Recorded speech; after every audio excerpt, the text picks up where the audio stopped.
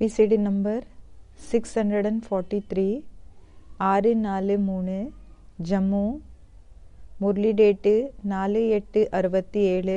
Clarification date 3/4/2007.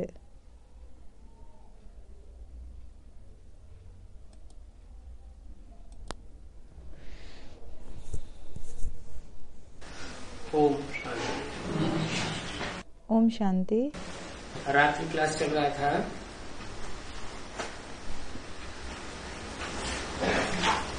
चार अगस्त 1967 night class போயிட்டு இருந்தது. 4 ஆகஸ்ட் 1967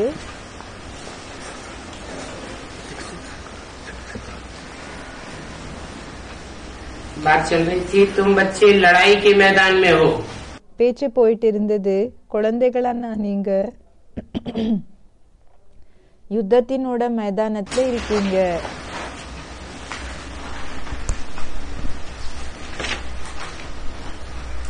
और ये लड़ाई किसके साथ है? பிறகு இந்த யுத்தம் யார் கூட இருக்குது? 5 विकारों रूपी माया पर जीत पानी है। 5 விகார ரூபமான மாயா மேல வெற்றி அடையணும். तमो प्रधान से सतो प्रधान बनना है। தமோ பிரதானத்திலிருந்து சதோ பிரதானம் ஆகணும். कब जीत पावेंगे? எப்போ வெற்றியை அடைவீங்க? जीत तब पावेंगे எப்போ வெற்றியை அடைவீங்கன்னா जब हिम्मत करके लड़ाई के मैदान में खड़े हो जाएंगे। எப்போ தைரியம் பண்ணி யுத்தத்தினோட மைதானத்துல நின்னுக்குவீங்களோ அப்போன்னு சொல்றாங்க.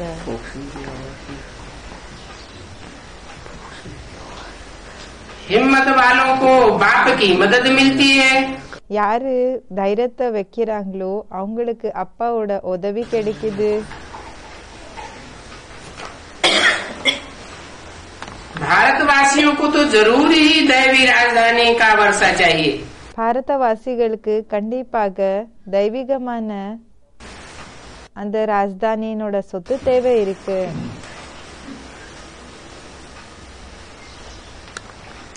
कहाँ के वासियों को नहीं चाहिए? எங்க வசிக்க கூடியவங்களுக்கு தேவையில்லை. भारतवासियों को ही क्यों चाहिए? பாரதவாசிகளுக்கு தான் ஏன் தேவை இருக்குது?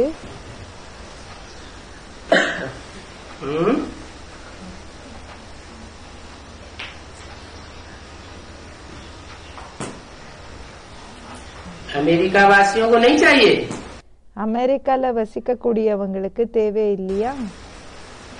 यूरोप वासियों को नहीं चाहिए? யூரோப் வாசிகளுக்கு தேவை இல்லையா? यूरोप वासियों ने तो बहुत हिम्मत दिखाई विश्व के ऊपर राज्य करने की। யூரோப் வாசிகள் ரொம்ப தைரியத்தை காமிச்சாங்க உலகத்து மேல வெற்றியை அடையிறதுக்காக. सारे विश्व का वर्षा पाने के लिए முழு உலகத்தினோட சொத்தை அடையிறதுக்காக हिटलर ने, नेपोलियन ने, मुसोलिनी ने कितनी हिम्मत दिखाई। ஹிட்லர், நெப்போலியன், முசோலினி இவங்க எல்லாருமே எவ்வளவு தைரியத்தை காமிச்சாங்க. हिम्मत तो दिखाई தைரியத்தை காமிச்சாங்க தான். लेकिन उनके साथ बाप ஆனா அவங்க கூட बाप नहीं था। அப்பா இருக்கல. देह अहंकार की हिम्मत दिखाई। தேக அகங்காரத்தினோட தைரியத்தை காமிச்சாங்க.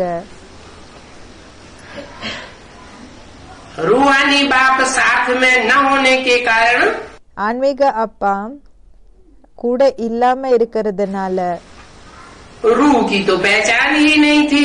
ஆத்மாவை பற்றி அறிமுகமே இருக்கல. तो मार काट मचाई दी। அப்போ அடிக்கிறது, கொலை பண்றது இந்த வேலைய செஞ்சாங்க. अब हिंसक युद्ध से या बाहुबल से कोई भी विश्व की बादशाही नहीं पा सकता। இப்போ இம்சை செய்யக்கூடிய யுத்தம் இல்லைன்னா உடல் பலத்தினோட ஆதாரப்படி யாருமே உலகத்து மேல வெற்றி என்றது அடைய முடியறதில்ல.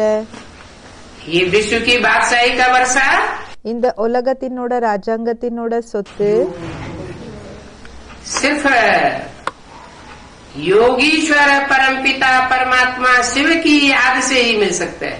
இது யோகேஸ்வர் பரம்பிதா பரமாத்மா சிவனோட நினைவு மூலமா தான் கிடைக்கும்னு சொல்றாங்க. ये याद இந்த நினைவு वर्षा दिलाने वाली है. சொத்தை அடைய வைக்கக்கூடியதா இருக்குது. योग बल से विश्व की बादशाही गाई हुई है. யோகபுலம் மூலமாக உலகத்தினோட ராஜாங்கம் என்ற மகிமை இருக்குது. बाहुबल से कोई को भी हिस्ट्री में विश्व की बादशाही பாகுபலம் மூலமாக உடல் பலம் மூலமாக யாருக்குமே ஹிஸ்டரியில ராஜாங்கம் मिली नहीं கிடைக்கல. और असली हिस्ट्री भी किसी के पास नहीं है. பிறகு உண்மையான ஹிஸ்டரி கூடயும் யாருக்கிட்டையும் இல்ல. स्वर्ग की हिस्ट्री तो किसी के पास है ही नहीं. ஸ்வர்கத்தினோட ஹிஸ்டரி யாருக்கிட்டையும் இல்ல. सब नरक बनाने वाले हैं. எல்லாருமே நரகத்தை உருவாக்க கூடியவங்க तो இருக்காங்க. नरक की हिस्ट्री है. அப்போ நரகத்தினோட ஹிஸ்டரி இருக்குது. एक परमात्मा बाप ही स्वर्ग बनाने वाला है. ஒரு பரம்பிதா ஒரு பரமாத்மா அப்பா தான் ஸ்வர்கத்தை உருவாக்க கூடியவர். वो ही स्वर्ग की हिस्ट्री जानता है और बताता है. அவங்களுக்கு தான் ஸ்வர்கத்தை ஹிஸ்டரி பற்றி தெரியும், பிறகு சொல்லவும் செய்யறாங்க. तो बताते हैं அப்போ சொல்றாங்க कि वो स्वर्ग की बादशाही का वर्षा அப்போ அந்த ஸ்வர்கத்தினோட ராஜாங்கத்தினோட சொத்து और विश्व की बादशाही का वर्षा பிறகு உலகத்தினோட ராஜாங்கத்தினோட சொத்து भारतवासी लेते हैं. பாரதவாசிகள் தான் எடுத்துக்கிறாங்க. दूसरे दूसरे विनाशी खंडों के वासी नहीं लेते. மத்த வினாசி கண்டத்துல வசிக்க கூடியவங்க எடுத்துக்கிறது இல்ல. भारत ही अविनाशी खंड है. பாரத் தான் அவினாசி கண்டமா இருக்குது. भारत ही क्यों अविनाशी खंड है? பாரத் தான் ஏ அவினாசி கண்டமா இருக்குது. दूसरे देश दूसरे खंड வேறே தேசம் வேறே கண்டம் धर्मखंड தர்ம கண்டம் विनाश के गत में क्यों चले जाते हैं? வினாசத்தினோட அந்த அந்த ஒரு ஆழத்திலேயே போயிடுறாங்க, அதோட பிரபாவத்துக்கு போயிடுறாங்க. क्योंकि अपवित्र हैं. ஏன்னா அப்பவித்திரமா இருக்காங்க. वहाँ व्यभिचार पनपता है. அங்க வெபிச்சாரம் என்றது இருக்கும். वहाँ का कायदा कानून ऐसा है. அங்க இருக்கக்கூடிய சட்டங்கள் பிறகு நியமங்கள் இப்படி இருக்குது. जो मानवीय धर्म पिताओं ने स्थापन किया है. என்னன்னா மனிதர்கள் மூலமாக உருவாக்கப்பட்டிருக்கிற மானவீய அந்த மனிதர்கள் மூலமாக உருவாக்கப்பட்ட அந்த தர்ம பிதாக்கள் இருக்காங்க இல்லையா, அந்த தர்ம பிதாக்கள் மூலமா உருவாக்கப்பட்டிருக்கிற நியமங்கள். डाइवोर्स की प्रथा இந்த விவாகரத்து கொடுக்கிற அந்த பரம்பரை भारतवासियों की प्रथा नहीं है. இது பாரதவாசிகளினோட பரம்பரை இல்ல. भारतवासी पुनर्जन्म को मानते हैं. பாரதவாசிகள் மறுஜன்மத்தை ஏத்துக்கிறாங்க. जिसके साथ अंजाम एक बार किया तो सारा जीवन யாரு கூட ஒரு தடவை சத்தியம் பண்ணாங்களோ அப்போ முழு வாழ்க்கை उसके साथ निभाना चाहिए. அவங்க கூட அது கரைய சேர்த்தணும். जोड़ना सब जानते हैं, இப்போ இணைக்கிறது எல்லாருக்குமே தெரியும் தான், लेकिन निभाना बहुत थोड़ों को आता है. ஆனா அத கரைய சேர்த்துக்கிறது அப்படின்னா அதை மெயின்டைன் பண்ணி வச்சுக்கிறது அது கொஞ்சம் பேருக்கு தான் தெரியும். दुनिया की आबादी 500-700 करोड़. உலகத்தினோட ஜனத்தொகை 500 கோடி 700 கோடி. उस आबादी में से थोड़े से भारतवासी निकलते हैं. அந்த ஜனத்தொகைல கொஞ்சம் பாரதவாசிகள் தான் இப்படி வெளிப்படுறாங்க. जो प्रीति की रीति को निभाते हैं. யாரு இந்த அன்பினோட அந்த விதி என்ன இருக்குதோ அத கரைய சேர்த்துறாங்க. भगवान बाप आकर के सच्ची प्रीति की रीति बताते हैं பகவான் அப்பா வந்து உண்மையான அன்பினோட அந்த வழிய சொல்றாங்க. और कहते हैं பிறகு சொல்றாங்க कि भारतवासियों को ही वो वर्षा मिलना है. பாரதவாசிகளுக்கு தான் இந்த சொத்துன்றது கிடைக்கும். नाम क्या है? என்ன பேரா இருக்குது? भारत. பாரத். भा माने आभा. பான்னா ஆபா, அப்படின்னா அந்த பிரகாசம். रत माना लगे रहे. பிறகு ரத்தனா அதிலேயே ஈடுபட்டு இருக்கிறது. कौन सी आभा? எந்த பிரகாசம்? पवित्रता की ही आभा होती है.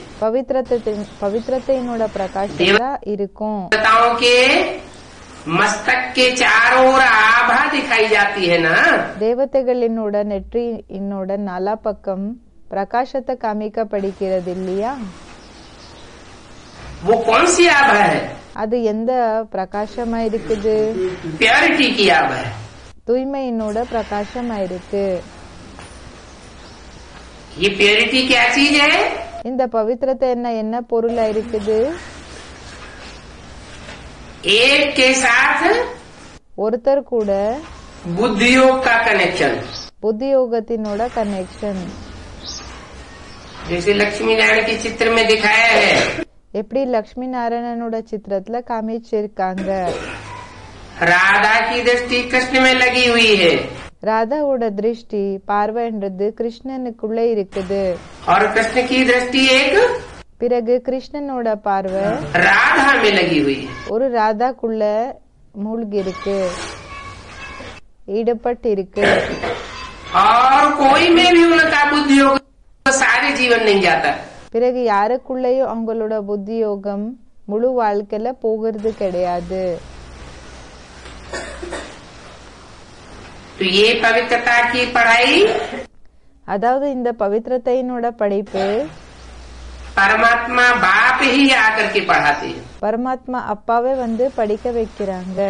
और जो भी मनुष्य मात्र गुरु हैं, மற்றபடி யாரெல்லாம் மனிதர்கள் இருக்காங்களோ குருக்கள் எல்லாருமே धर्म पिता हैं, தர்ம பிதாக்கள் இருக்காங்க. वो ऐसी पवित्रता की पढ़ाई नहीं पढ़ाई सकते. அவங்க இப்படிப்பட்ட படிப்பு பவித்திரத்தையினோட படிப்பை படிக்க வைக்க முடியாது. इसलिए दुनिया அதனால உலகம் उनके आने के बाद नरक ही नरक बनती जाती, रौरव नरक बनती. அவங்க வந்ததுக்கு பிறகு கூட வெறும் நரகம் தான் ஆகுது, கோரமான நரகம். परमात्मा बाप जो पढ़ाई पढ़ा के जाते हैं, பரமாத்மா அப்பா வந்து என்ன படிப்பை படிக்க வச்சுட்டு போறாங்களோ उसके बाद ये दुनिया அதுக்கு பிறகு இந்த உலகம் स्वर्ग बनती है. ஸ்வர்க்கம் ஆகுது. कारण क्या है स्वर्ग बनने का? என்ன காரணமா இருக்குது ஸ்வர்க்கம் ஆகிறதுக்காக? और नरक बनने का? பிறகு நரகம் ஆகிறதுக்காக.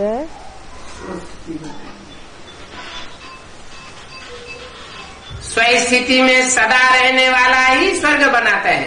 ஸ்வஸ்திதியில சதா இருக்கக்கூடியவங்க தான் ஸ்வர்க்கத்தை உருவாக்குறாங்க. उसे सदा शिव कहा जाता है. அவரை சதா சிவனன் சொல்லப்படுகிறாங்க. उसको अपनी देह नहीं है. அவங்களுக்கு தன்னோட தேகம் என்றது இல்ல. 5 तत्वों का उसका पुतला नहीं बनता. 5 தத்துவங்களினோட அவங்களோட அந்த ஒரு பொம்மை என்றது உருவாகிறது இல்ல. इसलिए सदैव स्वस्थिति में रहने वाला है. அதனாலதான் சதா ஸ்வஸ்திதியில இருக்கக்கூடியவரா இருக்காங்க. वो सदाशिव அந்த சதாசிவன் इस सृष्टि पर एक ही बार आकर के இந்த சிருஷ்டில ஒரு தடவை தான் வந்து ऐसी पढ़ाई पढ़ाता है, அப்படி படிப்பை படிக்க வைக்கிறாங்க कि सब मनुष्य मात्र को जो भी 500-700 करोड़ हैं, அப்ப எல்லா மனிதர்களுக்கு யாரெல்லாம் 500 கோடி 700 கோடி ஆத்மாக்கள் இருக்காங்களோ மனிதர்கள் 8 आखिर इन सबको मानना पड़ता है கடைசிக்கு கூட எல்லாருக்குமே ஏத்துக்க வேண்டியதாக இருக்கும்.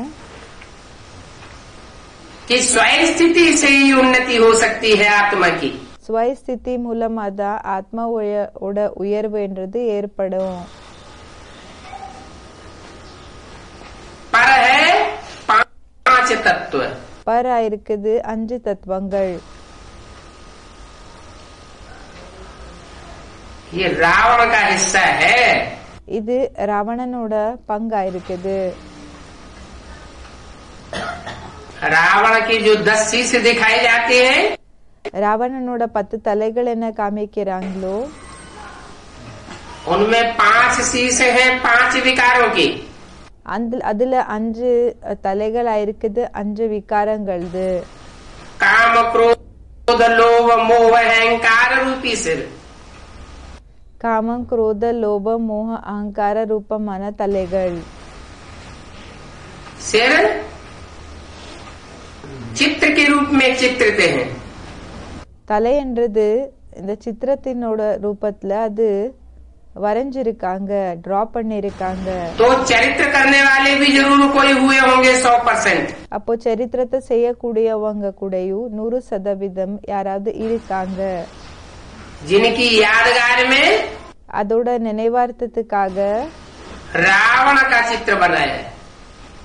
ராவணனோட சித்திரத்தை உருவாக்கி இருக்காங்க. 5 हो गए विकार 5 ஆயிடுச்சு விகாரம். और 5 उनकी सहयोगिनी शक्तियां. பிறகு 5 பேரு அவங்களுக்கு உதவி செய்யக்கூடிய சக்திகள். पृथ्वी जल वायु अग्नि आकाश. पृथ्वी जल वायु अग्नि आकाशम.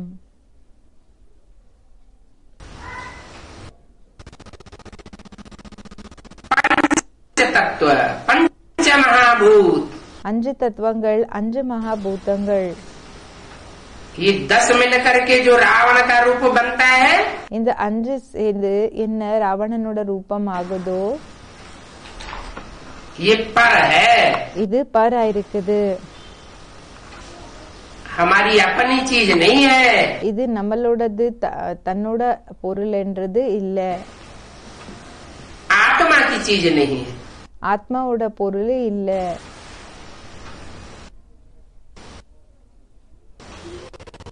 फिर आत्मा क्या है?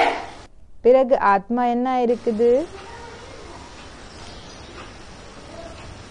आत्मा 5 तत्वों से परे है. பிறகு ஆத்மா என்றது 5 தத்துவங்கள் விடையும் தனிப்பட்டதா இருக்குது. 5 विकारों से पार जब होती है 5 விகாரிலிருந்து எப்போ தனிப்பட்ட ஸ்டேஜ்ல இருக்குதோ तो आत्मा का असली रूप बनता है. அப்போ ஆத்மாவோட உண்மையான ரூபம் ரெடி ஆகுது.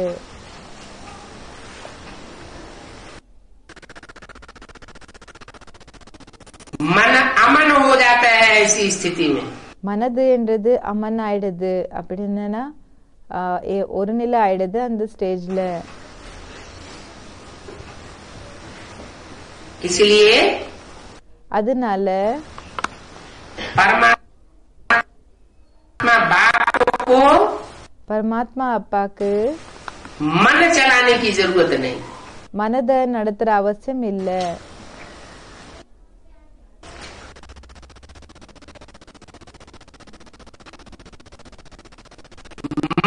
मन अमन है. மனது அமன் ஆயிருக்குது. அப்படின்னா சஞ்சலம் இல்லாததா இருக்கு. सोचने की जरूरत नहीं. யோசிக்கிற அவசியம் இல்ல. इसलिए वो असोचता है. அதனாலதான் அவங்க அசோச்தா இருக்காங்க. असोचता है तो अकर्ता है. அசோச்தா இருக்காங்க, சிந்தனமே செய்யறதில்லைன்னா பாபா சொல்றாங்க அகர்த்தா இருக்காங்க. अकर्ता है तो पाप पुण्य से परे है. அகர்த்தான்னா பாபா சொல்றாங்க பாவம் பிறகு புண்ணியத்திலிருந்து தனிப்பட்ட ஸ்டேஜ்ல இருக்கக்கூடியவங்க இருக்காங்க.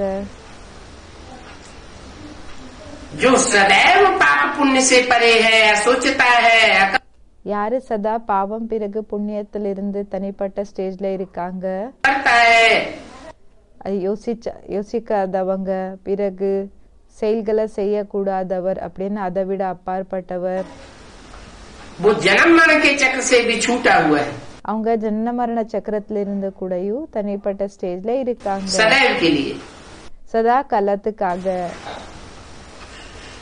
अगर वो भी जन्म मरण के चक्र में आता, ஒருவேளை அவங்க கூடயும் ஜன்ன மரண சக்கரத்துல வர போல இருந்திருந்தா, तो और जो भी 500-700 करोड़ मनुष्य आत्माएं हैं, அப்போ யாரெல்லாம் 500 கோடி 700 கோடி மனித ஆத்மாக்கள் இருக்காங்களோ उनको छुड़ाने वाला कोई भी नहीं, அவங்கள விடுதலை செய்யக்கூடியவங்க யாருமே இருக்கிறது இல்ல, இருந்திருக்க மாட்டாங்க. तो एक तुरिया है, அப்ப அவங்க ஒரு தனிப்பட்ட ஆத்மா இருக்காங்க, वो एक है, அவங்க ஒருத்தரா இருக்காங்க. और रावण के अनेक रूप है, பிறகு ராவணனோட அநேக ரூபமா இருக்குது.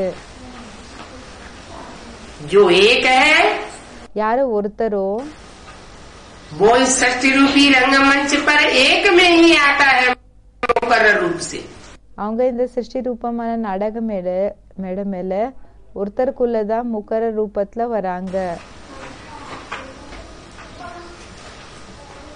और मनुष्यों की बुद्धि में बैठा हुआ है, वो सर्वव्यापी है।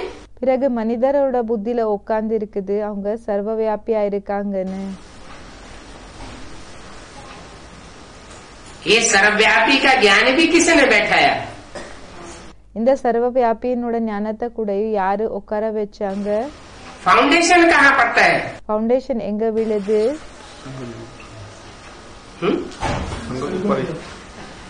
फाउंडेशन भी ब्राह्मणों की संगमयुगी दुनिया में सर्वव्यापी का पड़ता है। ஃபவுண்டேஷன் கூடயும் பிராமணர்களோட உலகத்துல சர்வவியாபியினோடது ஏற்படுது. जो मुख से दुनिया को बोलते हैं, யாரு வாயிலிருந்து உலகத்துக்கு சொல்றாங்களோ परमात्मा बाप सर्वव्यापी नहीं है। उनसे कोई प्रश्न करे कि सर्वव्यापी नहीं है, பரமாத்மா அப்பா சர்வவியாபி இல்ல. இப்ப அவங்க கிட்ட யாராவது क्वेश्चन கேட்டாங்க சர்வவியாபி இல்ல, तो एक व्यापी कहाँ है? அப்போ ஒரு வியாபி எங்க ஆயிருக்காங்கன்னு. चलो प्रश्न करना छोड़ दो, சரி கேள்விய கேக்குறது விட்டுடுங்க, प्रश्न चित्त बनाने की बात भी छोड़ दी जाए। उनको अच्छी तरह समझाए भी कोई बैठ के कि एक व्यापी ऐसे है।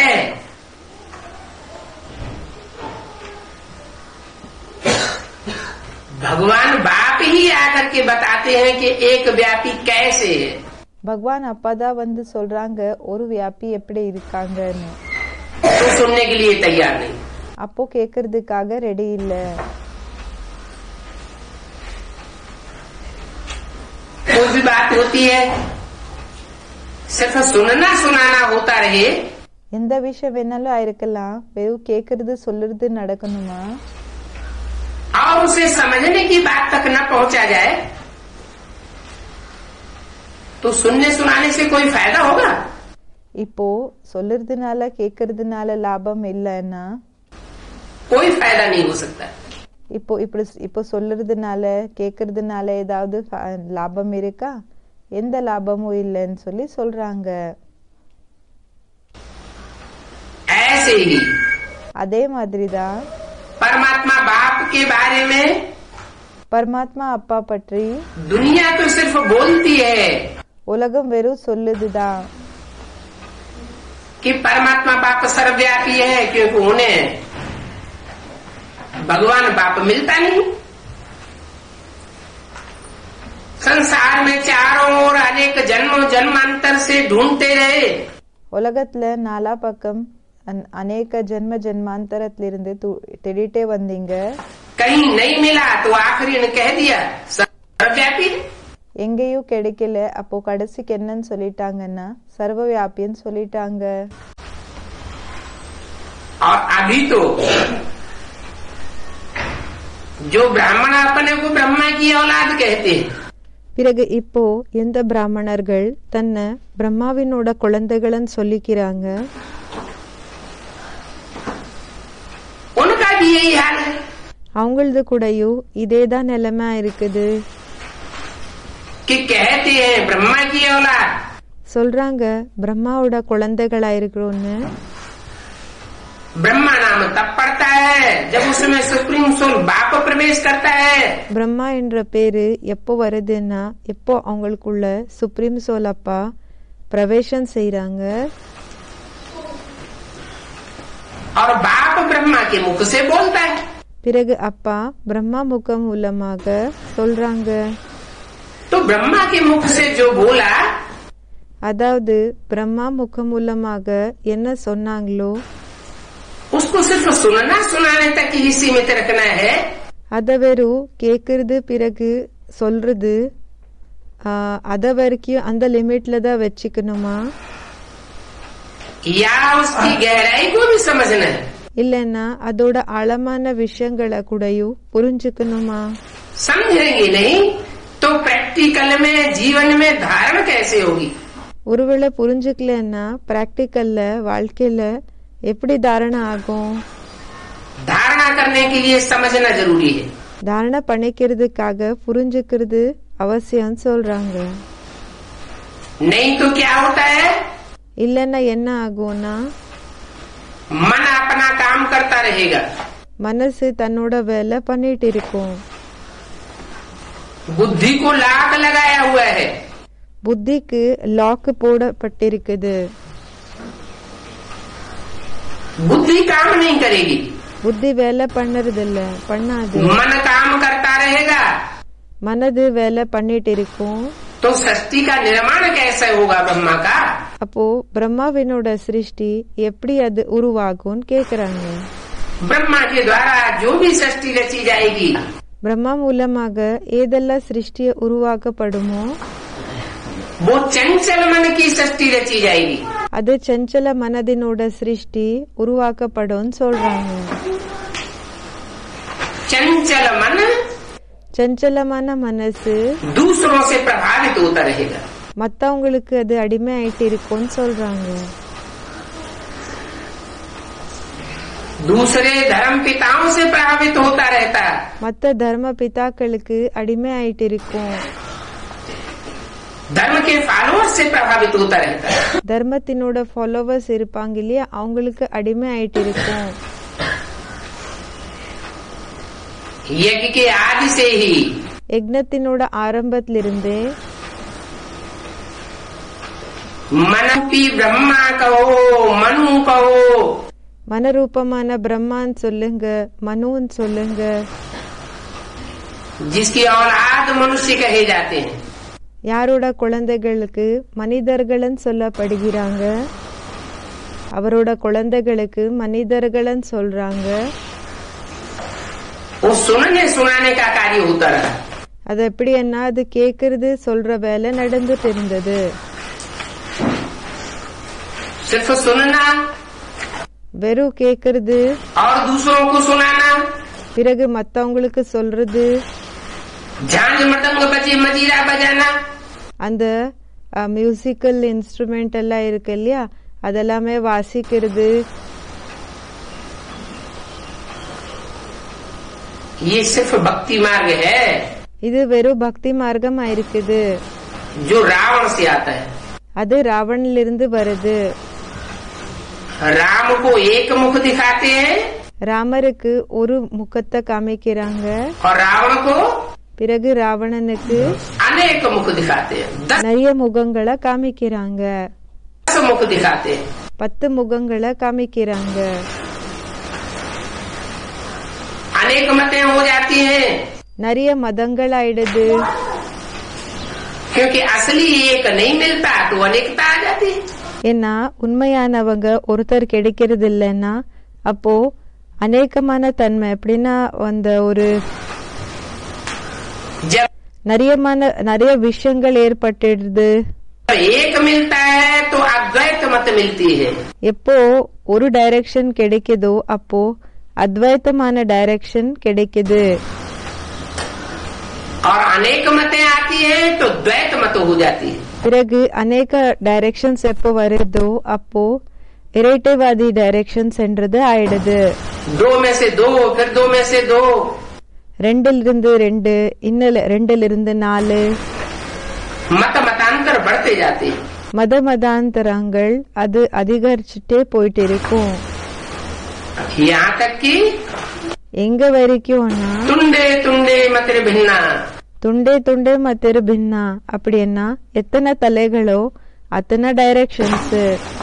एक ही परिवार में ஒரே பரிவாரத்துல 10-12 सदस्य हैं, 10 वारों के 12-12 मत। 10-12 மெம்பர்ஸ் இருக்காங்க. அவங்களது எப்படின்னா 10-12 எப்படின்னா டைரக்ஷன்ஸ்ன்றது இருக்கும். एक किसी पार्टी को सपोर्ट करेगा, दूसरा दूसरी पार्टी को सपोर्ट करेगा, तीसरा तीसरी पार्टी को सपोर्ट करेगा. ஒருத்தர் ஒரு பார்ட்டிக்கு சப்போர்ட் பண்ணது, இன்னொருத்தர் இன்னொரு பார்ட்டிக்கு, மூணாவது பேரு மூணாவது பார்ட்டிக்கு சப்போர்ட் செய்வாங்க. क्या कहेंगे? என்னன்னு சொல்லுவாங்க? खून खराब हो गया परिवार का क्या? என்ன பரிவாரத்தினோட ரத்தம் என்றது கெட்டு போயிடுச்சா? हाँ, ஆமா. विचार संसार में फैलने से விபிச்சாரம் உலகத்துல பரவுறதுனால परिवार का खून खराब हो गया. பரிவாரத்தினோட ரத்தம் கெட்டு போயிடுச்சு. भगवान बाप आकर के इस खून खराबी को रोकते हैं. பகவான் அப்பா வந்து இந்த ரத்தம் என்ன கெட்டு போயிட்டு இருக்குதோ இத நிறுத்துறாங்க. बताते हैं சொல்றாங்க ये स्थूल खून இந்த ஸ்தூல ரத்தம் सूक्ष्म खून से तैयार होता है. இது நுணுக்கமான ரத்தத்திலிருந்து தயாராகுது. सूक्ष्म खून है நுணுக்கமான அந்த ரத்தம் मन के संकल्प. அதா இருக்குது மனதினோட எண்ணங்கள். जैसे स्थूल खून 2 प्रकार का होता है. எப்படி ஸ்தூலமான ரத்தம் 2 விதமானதாக இருக்கும். 2 प्रकार की धमनियों में बहता है. 2 விதமான அந்த ஒரு शुद्ध खून और अशुद्ध खून. 2 தமனிகள் இருக்கும் இல்லையா, அதுல அது ஃப்ளோ ஆகும். எப்படின்னா சுத்தமான ரத்தம், அசுத்தமான ரத்தம். ऐसे ही அதே மாதிரிதான் जो सूक्ष्म खून है நுணுக்கமான ரத்தம் என்ன இருக்கு, वो संकल्पों का खून भी 2 प्रकार का है. அந்த சங்கல்பங்களினோட ரத்தம் கூடயும் ரெண்டு விதமானதுன்னு சொல்றாங்க. ऐसे ही அதே மாதிரிதான் जो सूक्ष्म खून है நுணுக்கமான ரத்தம் என்ன இருக்கு, वो संकल्पों का खून भी 2 प्रकार का है. அந்த சங்கல்பங்களினோட ரத்தம் கூடயும் 2 விதமானதுன்னு சொல்றாங்க. श्रेष्ठ खून वो है சிரேஷ்டமான ரத்தம் எதுன்னா जो परमात्मा बाप की श्रीमत से तैयार होता है. இது பரமாத்மா அப்பாவின் ஸ்ரீமத் மூலமாக ரெடி ஆகுது. जो ब्राह्मण எந்த பிராமணர்கள் ब्रह्मा के मुख से निकली हुई बातों को பிரம்மாவினோட முகம் மூலமாக வெளிப்பட்டிருக்கிற விஷயங்களை गहराई से समझकर ஆழமாக புரிஞ்சுக்கிட்டு अपने जीवन में एक्ट में लाती है தன்னோட வாழ்க்கையில ஆக்ட்ல கொண்டு வர்றாங்க. और दूसरों के जीवन को भी परिवर्तन करने के निमित्त बनती है. பிறகு மத்தவங்களோட வாழ்க்கை கூடயும் பரிவர்த்தனை பண்றதுக்காக நிமித்தம் ஆகுறாங்க. उनका संकल्पों का खून அவங்களோட சங்கல்பமான ரத்தம் अपने को भी श्रेष्ठ बनाता है. தன்னை கூடயும் சிரேஷ்டமாக ஆக்குது. मन को तो श्रेष्ठ बनाता ही है. மனத உயர்ந்ததாக ஆக்கதான் செய்யும்.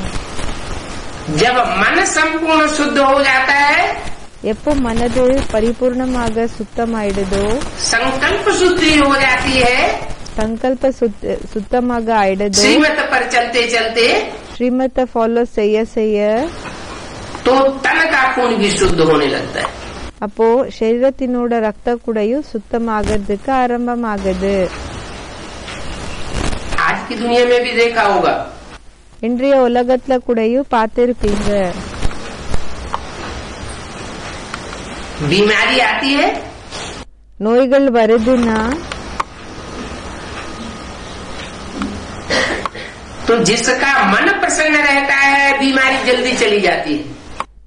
யாரோட மனது குஷியாக இருக்குமோ அவங்களுக்கு எப்படின்னா அந்த நோய் ரொம்ப சீக்கிரமாக சரியாயிடுது. और जिसका मन दुखी रहता है பிறகு யாரோட மனது துக்கத்துல இருக்குமோ उसको बीमारी खत्म कर देती है. அவங்கள என்ன செய்யுதுன்னா அந்த நோய் முடிச்சிடுது. इसलिए कहते हैं मन के संकल्पों से அதனாலதான் சொல்லிருக்காங்க மனதினோட சங்கல்பம் மூலமாக ब्रह्मा ने सृष्टि रची. பிரம்மா சிருஷ்டிய உருவாக்கி இருக்காங்க. सूक्ष्म चीज का ज्यादा महत्व है நுணுக்கமான பொருள் இருக்கு இல்லையா, அதுக்கு ரொம்ப மகத்துவம் இருக்குதா या स्थूल का महत्व है? இல்லன்னா ஸ்தூலம் இருக்கு இல்லையா, அதுக்கு அதிக மகத்துவம் இருக்குதா? आत्मा है सूक्ष्म ஆத்மா இருக்குது நுணுக்கமானது, और देह பிறகு தேகம் स्थूल. ஸ்தூலமானதா இருக்குது. आज की दुनिया किसको महत्व देती है? இன்றைய உலகம் எதுக்கு மகத்துவம் கொடுக்குது? स्थूल शरीर को महत्व देती है. ஸ்தூலமான சரீரத்துக்கு மகத்துவம் கொடுக்குது. शरीर के पोषण के बारे में सोचती है. சரீரத்தினோட பாலனை இருக்குது இல்லையா, அத பற்றி யோசிக்குது. शरीर को प्रियरिटी देने के कारण சரீரத்துக்கு மகத்துவம் கொடுக்கற காரணத்தினால 5 तत्वों से जो बना हुआ शरीर है 5 தத்துவங்கள் மூலமாக உருவாக்கப்பட்டிருக்கிற சரீரம் என்ன இருக்கு, वो विकृति को पाता जाता है. அது விபரீதமான அது எப்படின்னா கெட்டு போயிட்டு இருக்குது. शरीर बाद की चीज है சரீரம் பிறகு வரக்கூடிய பொருளா இருக்குது. और आत्मा पहली चीज है. பிறகு ஆத்மா ஃபர்ஸ்ட் பொருளா இருக்கு.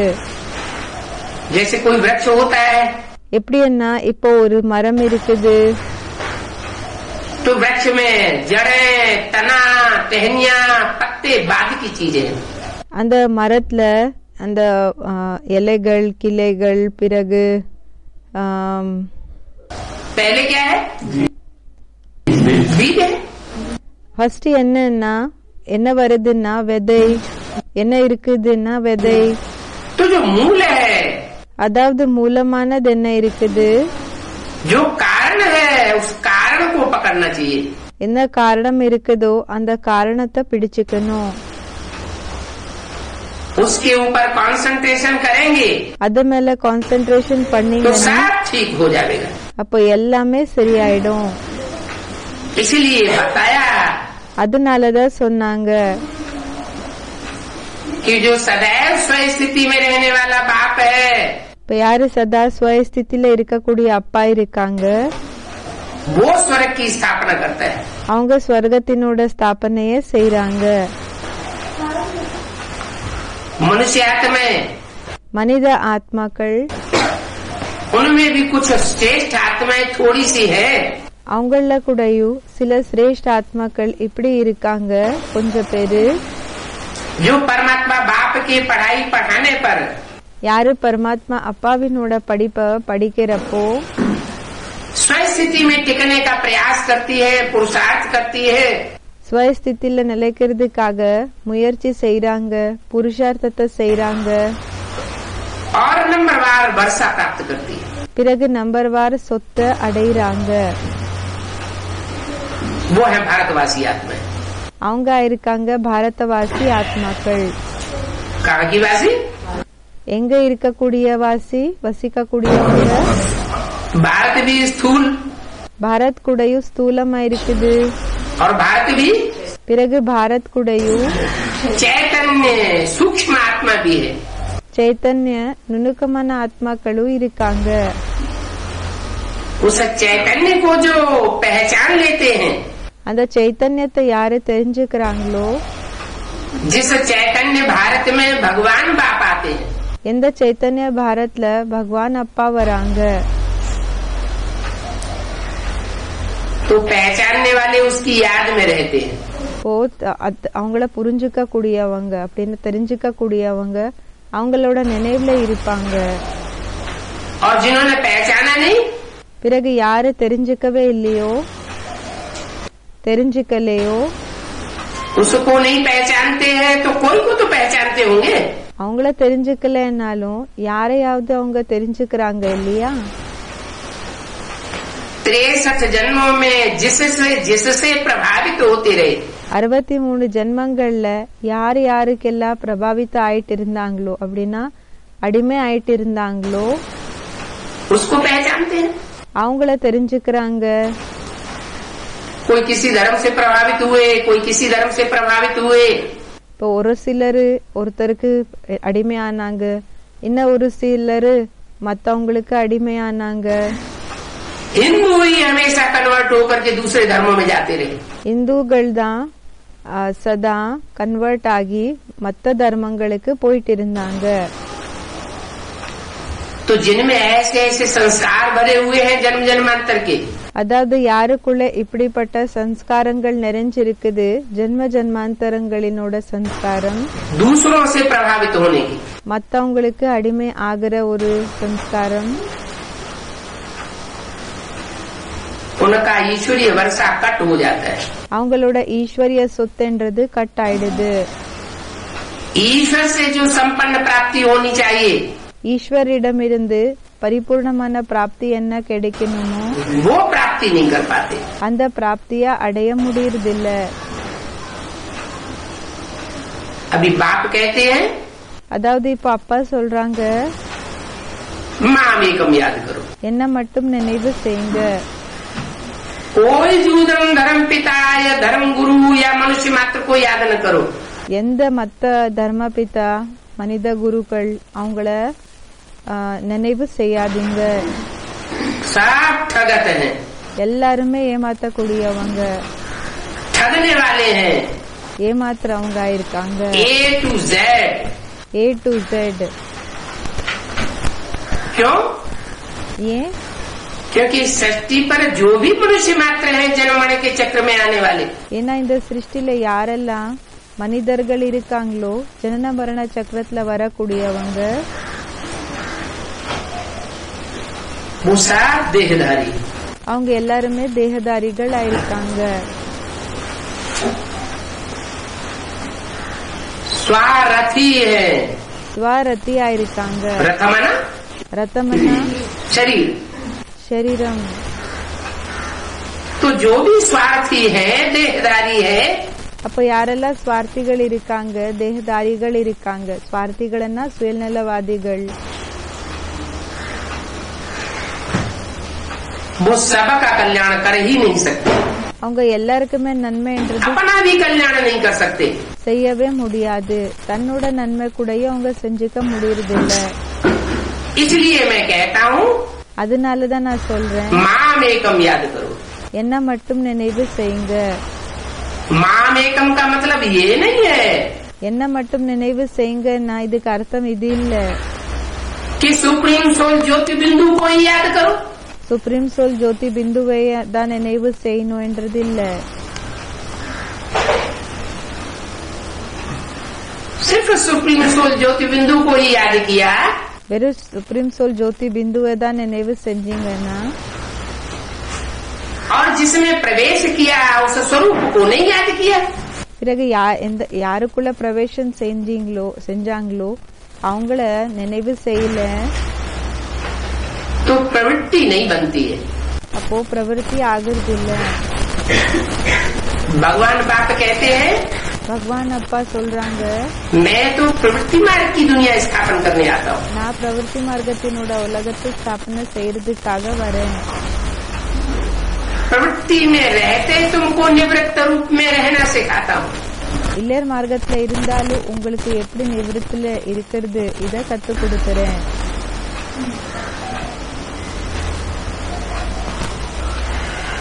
அப்படின்னா தனிப்பட்ட ஸ்டேஜ்ல இருக்கிறது கத்து கொடுக்கறாங்க. मैं आप समान बनाने आता हूँ। நான் எனக்கு சமமாக ஆக்கரிக்கிறதுக்காக வரேன். इसका मतलब ये नहीं है कि मैं बिंदु बनाने आता हूँ। இதுக்கு அர்த்தம் இப்படி இல்ல, நான் பிந்துவாக ஆக்கிறதுக்காக வரேன் என்ற விஷயம் இல்ல.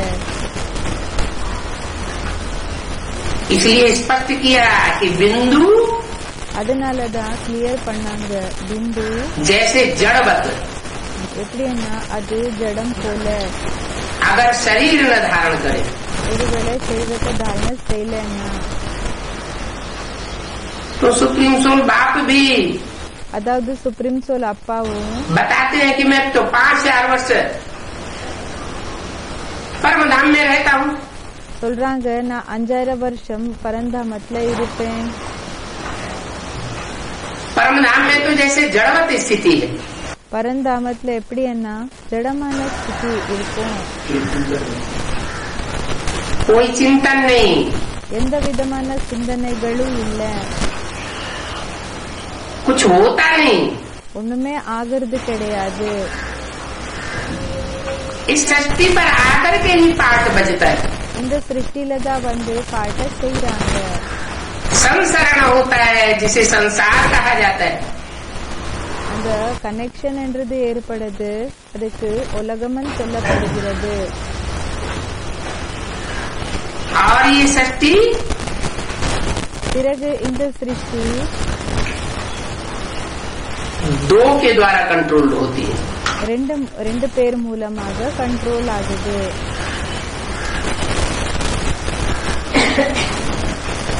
2 हिस्से हैं, एक है स्वर्ग 2 பாகங்கள் இருக்குது. ஒன்னா இருக்குது ஸ்வர்கம், और एक है नरक.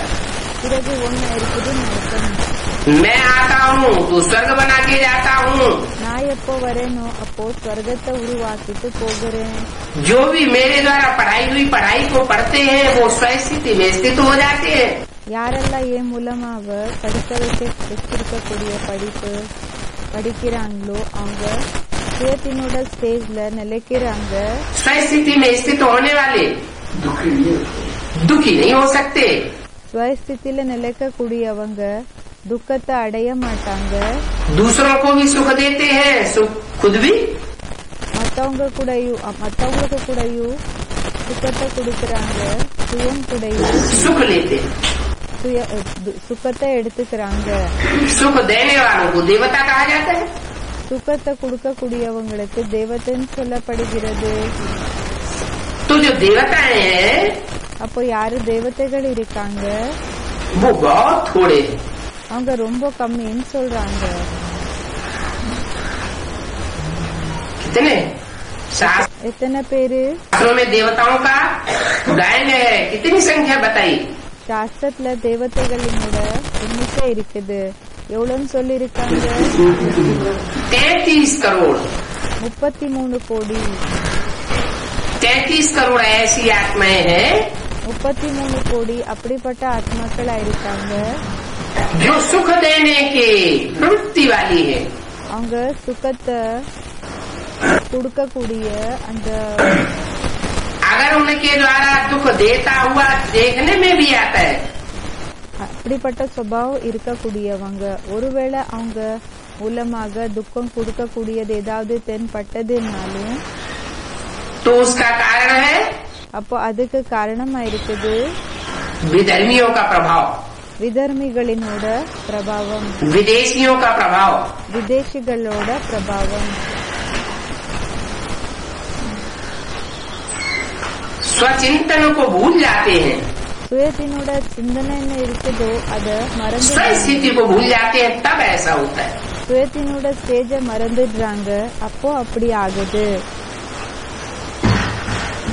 तो मूल बात बताते हैं कि भारतवासियों को जो मैं आकर के वर्षा देता हूँ, அதாவது மூலமான விஷயத்த சொல்றாங்க, பாரதவாசிகளுக்கு வந்து நான் என்ன சொத்தை கொடுக்கறேனோ उस वर्षे की प्राप्ति का मूल है அந்த சொத்தினோட பிராப்தி என்ன இருக்குதோ அதுக்கு மூலமான விஷயமா இருக்கு स्वस्थिति. சுயத்தினோட ஸ்டேஜ். स्वस्थिति में टिकेंगे சுயத்தினோட ஸ்டேஜ் நிலைச்சிங்கன்னா तो अपने लिए स्वर्ग का निर्माण करेंगे. அப்போ தனக்காக ஸ்வர்கத்தினோட நிர்மாணம் அப்படின்னா அத உருவாக்கிக்குவீங்க. पर का चिंतन करेंगे. மத்தவங்களோட சிந்தனைய பண்ணீங்கன்னா पर माना 5 तत्व। பரனா பாபா சொல்றாங்க 5 தத்துவங்கள். उन 5 तत्वों में அந்த 5 தத்துவங்கள்ல 5 विकारों की प्रवेशता होती है। 5 விகாரங்களோட பிரவேசத்தை ஆகுது, என்ட்ரன்ஸ் ஏற்படுது. जब 5 विकारों में प्रवेशता होती है, இப்போ 5 விகாரங்கள்ல பிரவேசத்தை ஆகுதுன்னா किस आधार पर? எந்த ஆதாரப்படி ஆகுது? अगर आत्मिक स्थिति में टिके रहे तो 5 विकारों की प्रवेशता होगी। ஒருவேளை ஆத்மிக ஸ்திதியில நிலைச்சிருந்தீங்கன்னா 5 விகாரங்களினோட பிரவேசத்தை என்றது ஏற்படும். 5 तत्वों में 5 தத்துவங்கள்ல नहीं होती। ஆகாது. तो आत्मिक स्थिति में टिकने वाली आत्मा அதாவது ஆத்மிக ஸ்டேஜ்ல நிலைக்கக்கூடிய ஆத்மா 5 तत्वों को भी सात्विक बना लेती है। 5 தத்துவங்களை கூடயும் சாத்விகமாக ஆக்கிக்குதுன்னு சொல்றாங்க. चोला ही सात्विक मिलता है। சரீரமே சாத்விகமானது கிடைக்குது. आज का जो चोला है இன்றைய சரீரம் என்ன இருக்கு? उसमें 10 इंद्रियों से அதுல 10 இந்திரியங்கள் மூலமாக गंध ही गंध निकलता है। வெறும் அழுக்குதான் வெளிப்படுது. और स्वस्थिति वाले देवताओं का जो चोला होगा பிறகு ஸ்வயத்தினோட ஸ்டேஜ் இருக்கக்கூடிய தேவதைகளோட சரீரம் என்ன இருக்குமோ उसमें सुगंध ही सुगंध निकलेगी। அதுல வெறும் நல்ல ஸ்மெல் தான் வரும், நல்ல வாசனை தான் வரும்னு சொல்றாங்க. बदबू का नाम निशान नहीं होगा। துர்நாற்றத்தினோட பேரு அடையாளமும் இருக்காது. तो स्वस्थिति से स्वर्ग बनता है। அப்போ சுயத்தினோட ஸ்டேஜ் மூலமாக ஸ்வர்க்கம் உருவாகுது. माना आप भी विचारी दुनिया बनती है। அப்படின்னா அவிபிச்சாரி உலகம் உருவாகுது. और परचिंतन अर्थात देह के चिंतन से பிறகு பரச்சிந்தன் மத்தவங்களோட சிந்தனை அப்படின்னா தேகத்தினோட சிந்தனை செய்யறதுனால नरक बनता है। நரகம் உருவாகுது. जो नरक बनता है இப்போ நரகம் என்ன உருவாகுதோ वो देवताएं नहीं बनाते। அது தேவதைகள் ஒண்ணு உருவாக்குறது இல்ல. भगवान नरक नहीं बनाता। பகவான் நரகத்தை உருவாக்குறது இல்ல. जो नर है, जो मनुष्य है, இப்ப யாரு நரா இருக்காங்க, மனிதர்கள் இருக்காங்க, मन को चलाने वाला है, மனதை நடத்தக்கூடியவங்க இருக்காங்க, वो नरक बनाता है। அவங்க நரகத்தை உருவாக்குறாங்க. तो भगवान बाप आकर के सिखाते हैं அதாவது பகவான் அப்பா வந்து கத்து கொடுக்கறாங்க, मन मना भव। மன் மனா பவ. मेरे मन के अंदर कोई संकल्प नहीं चलता, என்னோட மனதுக்குள்ள எந்த விதமான எண்ணங்களும் போகிறதில்ல. निराकारी स्टेज वाला हूँ, நிராகாரி ஸ்டேஜ்ல இருக்கக்கூடியவன் நான் இருக்கேன். निसंकल्पी स्टेज वाला हूँ, நிசங்கல்பி ஸ்டேஜ்ல இருக்கக்கூடியவன் நான் இருக்கிறேன். तो तुम भी ऐसी ही प्रैक्टिस करो। அப்போ நீங்களும் இதே மாதிரி தான் பிராக்டிஸ் பண்ணுங்க. क्या करो? என்ன செய்யணும்? अच्छे अथवा बुरे, நல்லது இல்லைன்னா கெட்டது, कोई भी प्रकार की संकल्पनाएं எந்த விதமான சங்கல்பங்கள் கூடயும் வரக்கூடாது. निसंकल्प स्टेज बन जाए। நிசங்கல்பி ஸ்டேஜ் ஆயிடணும். मैं आत्मा ज्योति बिंदु, बस நான் ஆத்மா ஜோதி பிந்து, அவ்வளவுதான். सब याद रहे। சுயத்தினோட நினைவுன்றது இருக்கணும். परंतु 63 जन्म की प्रैक्टिस पड़ी हुई है। ஆனா 63 ஜென்மங்களினோட பிராக்டிஸ் என்றது ஏற்பட்டிருக்குது. देह का चिंतन करने की, தேகத்தினோட சிந்தனைய செய்யறது. 63 जन्म से देहधारियों का संग करने की प्रैक्टिस पड़ी हुई है। 63 ஜென்மங்கள் இருந்து எப்படின்னா தேகதாரிகளினோட நினைவு செய்யற பிராக்டிஸ் என்றது ஏற்பட்டிருக்குது. देह को याद करेंगे, देह के संबंधियों को याद करेंगे, தேகத்தை நினைவு செய்வாங்க, தேகத்தினோட உறவினர்களை நினைவு செய்றீங்க, देह के पदार्थों को याद करेंगे। தேகத்தினோட பொருள்களை நினைவு செய்றீங்க. याद किए बगैर जैसे चैन नहीं पड़ता। நினைவு செய்யாம எப்படின்னா அது குஷியே ஆகுறது கிடையாது. तो बाप ये प्रैक्टिस सिखाते हैं। அதாவது அப்போ அப்பா என்ன செய்யறாங்கன்னா இந்த பிராக்டிஸ கத்து கொடுக்கறாங்க. अगर विश्व की बादशाही का वर्षा लेना है, ஒருவேளை உலகத்தினோட ராஜாங்கத்தினோட சொத்தை எடுத்துக்கணும்னா, स्वर्ग की बादशाही का वर्षा लेना है, ஸ்வர்கத்தினோட பாட்சாயினோட சொத்தை எடுத்துக்கணும்னா, तो स्वयं स्थिति में टिकना पड़े। அப்போ சுயத்தினோட ஸ்டேஜ்ல நிலைக்கணும்னு சொல்றாங்க.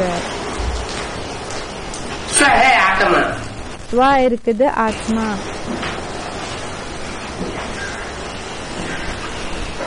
एटम की तरह सूक्ष्म है। ஆட்டம் போல நுணுக்கமானதுன்னு சொல்றாங்க.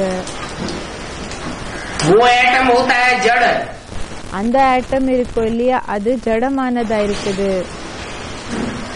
जड़ में उतनी पावर नहीं है, ஜடத்துல அந்த அளவுக்கு பவர் இல்ல. और ये आत्म है பிறகு இது இந்த ஆத்தம் सूक्ष्म और ஆத்மா எப்படின்னா இது நுணுக்கமானது, चैतन्य। பிறகு சைத்தன்யமானது. इसकी स्मृति में टिकेंगे இதோட நினைவுல நிலைச்சிங்கன்னா तो 63 जन्म जो पुरुषार्थ करते आए, அப்போ 63 ஜென்மங்கள்ல என்ன புருஷார்த்தம் செஞ்சுக்கிட்டே வந்திருக்கீங்க, ऊंच उठने का, மேலே ஏறுறதுக்கானது, वो एक ही जन्म में ये पुरुषार्थ ऊंचा उठा देगा। எப்படின்னா இத ஒரு ஜென்மத்திலேயே அந்த புருஷார்த்தம்ன்றது மேலே தூக்கிடும்னு சொல்றாங்க. नर को नारायण बनाने वाला पुरुषार्थ है, நரன நாராயணனாக ஆக்கிற புருஷார்த்தமா இருக்குது. ये मूल बात है இது மூலமான விஷயமா இருக்கு पुरुषार्थ के। புருஷார்த்தம் செய்யறதுக்காக. और कोई तपस्या नहीं बताते हैं। வேற எந்த தபஸ்யா பற்றி கூடயும் சொல்லுறது இல்ல. जैसे ऋषि मुनियों के लिए शास्त्रों में लिखा है, எப்படி ரிஷி முனிகளுக்காக சாஸ்திரத்துல எழுதிருக்காங்க, एक टांग से खड़े रहते थे, ஒரு கால் மேல நின்னுட்டு இருந்தாங்க, उल्टे खड़े हो जाते थे, தலைகீழாக நின்னுட்டு இருந்தாங்க, प्राणायाम चढ़ाए देते थे। பிராணாயாமத்தை பண்ணிட்டு இருந்தாங்க. ऐसा देह का कोई पुरुषार्थ नहीं सिखाते। இப்படி எந்த விதமான தேகத்தினோட புருஷார்த்தத்தை கத்து கொடுக்கறது இல்ல. सिर्फ कहते हैं, வெறும் சொல்றாங்க, खाते पीते उठते बैठते சாப்பிடுறப்போ குடிக்கிறப்போ ஏஞ்சுக்கிறப்போ உட்கார்றப்போ चलते फिरते कोई भी कर्म इंद्रियों से कर्म करते, நடக்கிறப்போ எந்த எந்த கர்மேந்திரியங்கள் மூலமாக வேலை செய்யறப்பவும் सिर्फ क्या करो, வெறும் என்ன செய்யணும், मुझे याद करो। என்ன நினைவு செய்யுங்க. जैसे को याद करेंगे எப்படிப்பட்டவங்கள நினைவு செய்வீங்களோ तो रिजल्ट क्या होगा, அப்போ ரிசல்ட் என்ன ஆகும், वैसे ही बन जाएंगे। அப்படியே ஆயிடுவீங்க. चोर डकैतों का संग करेंगे, चोर डकैतों को याद करेंगे, இப்போ திருடர்கள் கொள்ளைக்காரங்கள் அவங்கள நினைவு செஞ்சீங்க, அவங்களோட தொடர்புல வந்தீங்கன்னா तो चोरी के गुण आ जाएंगे। அப்போ அந்த திருடுற குணங்கள் வந்துடும். ऊंचे से ऊंचे बाप को याद करेंगे உயர்ந்ததிலும் உயர்ந்த அப்பாவை நினைவு செஞ்சீங்கன்னா तो ऊंचे से ऊंचे बाप समान बन जाएंगे। அப்போ உயர்ந்ததிலும் உயர்ந்த அப்பாக்கு சமமாக ஆயிடுவீங்க. जब ऊंचे से ऊंचे कहा जाता है எப்போ உயர்ந்ததிலும் உயர்ந்தவர் சொல்லப்படுகிறதோ तो परमधामवासी ज्योतिबिंदु शिव के लिए नहीं कहा जाता। அப்போ பரந்தாம்பாசி ஜோதிபிந்து சிவனுக்காக சொல்லறதில்ல. किसके लिए कहा जाता है, யாருக்காக சொல்லப்படுகிறது, जो ऊंचे से ऊंचे परमधामवासी ज्योतिबिंदु शिव இப்போ எந்த உயர்ந்ததிலும் உயர்ந்த பரந்தாம்பாசி ஜோதிபிந்து சிவன் इस सृष्टि के हीरो पार्टधारी में प्रवेश करता है, இந்த சிருஷ்டியினோட ஹீரோ பாட்தாரிக்குள்ள பிரவேசம் செய்யறாங்க. उस साकार के साथ निराकार की याद को அந்த சாக்காரன கூட நிராகாரனோட நினைவு श्रेष्ठ से श्रेष्ठ कहा जाता है। அவங்கள உயர்ந்ததிலும் உயர்ந்தவங்கன்னு சொல்லப்படுகிறாங்க. श्रेष्ठ से श्रेष्ठ உயர்ந்ததிலும் உயர்ந்த, और भ्रष्ट से भ्रष्ट, பிறகு தாழ்ந்ததிலும் தாழ்ந்த, ऊंच से ऊंच உயர்ந்ததிலும் உயர்ந்த, और नीच से नीच, பிறகு தாழ்ந்ததிலும் தாழ்ந்த. ये इस दुनिया की बात है। இது இந்த உலகத்தினோட விஷயமா இருக்கா, इस सृष्टि की बातें है இந்த சிருஷ்டினோட விஷயமா இருக்கா या परमधाम की बात है? இல்லன்னா பரந்தாமத்தினோட விஷயமா இருக்கா परमधाम में तो सब आत्माएं ज्योति बिंदु बिंदु बिंदु एक जैसी है। பரந்தாமத்துல எல்லா ஆத்மாக்கள் ஜோதி ஜோதி பிந்து பிந்து ஒரே மாதிரி இருப்பாங்க. वहाँ न कोई ऊंचे है அங்க யாருமே உயர்ந்தவங்க இல்ல, न कोई नीचे। பிறகு யாருமே தாழ்ந்தவங்க இல்ல. ऊंच और नीच बनते हैं ऊंच नीच कार्य से। உயர்ந்தவங்க தாழ்ந்தவங்க என்றது எப்படி ஆகுறாங்கன்னா உயர்ந்தது இல்லன்னா தாழ்ந்த வேலைகள் செய்யறதுனால. ऊंच कार्य करते हैं உயர்ந்த வேலை செய்யறாங்க तो ऊंच बनते हैं, அப்போ உயர்ந்தவங்க ஆகுறாங்க. नीच कार्य करते हैं எப்போ தாழ்ந்த வேலைய செய்யறாங்களோ तो नीच बनते हैं। அப்போ தாழ்ந்தவங்க ஆகுறாங்க. सबसे जास्ती ऊंचे ऊंचे पाटधारी कौन है? எல்லாத்தை விட அதிகம் உயர்ந்ததும் உயர்ந்த பாட்தாரி யாரா இருக்காங்க? சிரேஷ்டமான பாட்தாரி யாரு? ऊंचे ऊंचे पाटधारी जो होता है யாரு உயர்ந்ததிலும் உயர்ந்த பாட்தாரியாக இருப்பாங்களோ उसके भक्ति मार्ग में मंदिर बनते हैं। அவங்களது எப்படின்னா பக்தி மார்க்கத்துல கோயில்கள் உருவாகுது. ऊंचे ऊंचे स्थान में உயர்ந்ததிலும் உயர்ந்த இடத்துல ऊंची स्टेज की यादगार है। உயர்ந்த ஸ்டேஜினோட நினைவார்த்தமா இருக்குது. और थोड़े मंदिर नहीं बनते हैं। பிறகு கொஞ்ச கோயில் ஆகுது என்றது இல்ல. जो ऊंचे ऊंचे है யாரு உயர்ந்ததிலும் உயர்ந்தவரா இருக்காங்க उसके ढेर के ढेर मंदिर बनते हैं। அவங்களோடது அதிகதிலும் அதிக கோயில்கள் உருவாகுது. थोड़ी सी यादगार नहीं है। கொஞ்சம் நினைவார்த்தம் ஒன்னும் இல்ல. जो विदेशों में खुदाइयां हुई हैं இப்போ விதேசங்கள்ல என்ன அகழ்வாராய்ச்சிகள் ஏற்பட்டிருக்குது. उन खुदाइयों में भी அந்த அகழ்வாராய்ச்சிகள்லயும் वो ऊंची यादगार मिली है। அந்த உயர்ந்த நினைவார்த்தம் என்றது கிடைச்சிருக்குது. शिवलिंग मिले हैं, சிவலிங்கம் கிடைச்சிருக்குது. சிவலிங்கங்கள் निराकारी स्टेज वाला विग्रह मिला है।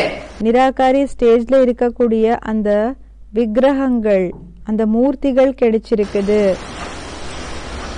भारत की परंपरा में பாரதிய பரம்பரையில उस विग्रह का नाम शंकर है। அந்த விக்கிரகங்கள் அப்படின்னு அந்த மூர்த்திகளோட பேர் என்னன்னா அதா இருக்குது சங்கர். சங்கரனோட மூர்த்திகளா இருக்குது. और जैनियों की परंपरा में பிறகு ஜெயின்ஸினோட பரம்பரைகள்ல उस विग्रह का नाम तीर्थंकर है। அந்த மூர்த்திகளினோட பேரா இருக்குது தீர்த்தங்கர். தீர்த்தங்கரினோட மூர்த்திகள். तीर्थंकर नाम क्यों पड़ा? தீர்த்தங்கர் என்ற பேரு ஏன் ஏற்பட்டிருக்குது? तीर माना किनारा। பாபா சொல்றாங்க தீரன்னா ஒரு ஓரம். जैसे कोई गहरी नदी में डूब रहा हो எப்படின்னா ஆழமான நதியில யாராவது மூழ்கிட்டு இருக்காங்க तो डूबते हुए को कोई सहारा चाहिए। இப்போ மூழ்கிட்டு இருக்கக்கூடியவங்களுக்கு ஏதாவது இந்த ஒரு ஆதாரம் தேவை இருக்குது. तो भगवान बाप आकर के सहारा बनते हैं। அப்போ பகவான் அப்பா வந்து எப்படின்னா சஹாரா ஆகுறாங்க, அப்படின்னா ஆதாரம் ஆகுறாங்க. खिवैया बनते हैं, படகோட்டி ஆகுறாங்க. शरीर रूपी नैया को एक किनारे लगा देते हैं। சரீர ரூபமான இந்த படக ஒரு கரையோரம் சேர்த்துடுறாங்க. किनारा माना तीर। ஓரம்னா பாபா சொல்றாங்க தீர். नदी के दो तीर होते हैं நதிகளுக்கு 2 ஓரங்கள் இருக்கும். तो एक किनारे लग जाना ஒரு ஓரம் போய் சேர்ந்துடுது அப்படின்னா கரைய சேர்த்துடுறதுன்னா मना किनारा मिल गया। அப்படின்னா அந்த ஓரம்ன்றது கிடைச்சிடுது. और किनारा भी ऐसा नहीं, பிறகு அந்த ஓரம் கிடைச்சதுன்னாலும் அப்படி இல்ல. श्रेष्ठ से श्रेष्ठ किनारा। பாபா சொல்றாங்க அது உயர்ந்ததிலும் உயர்ந்த ஓரமா இருக்குது.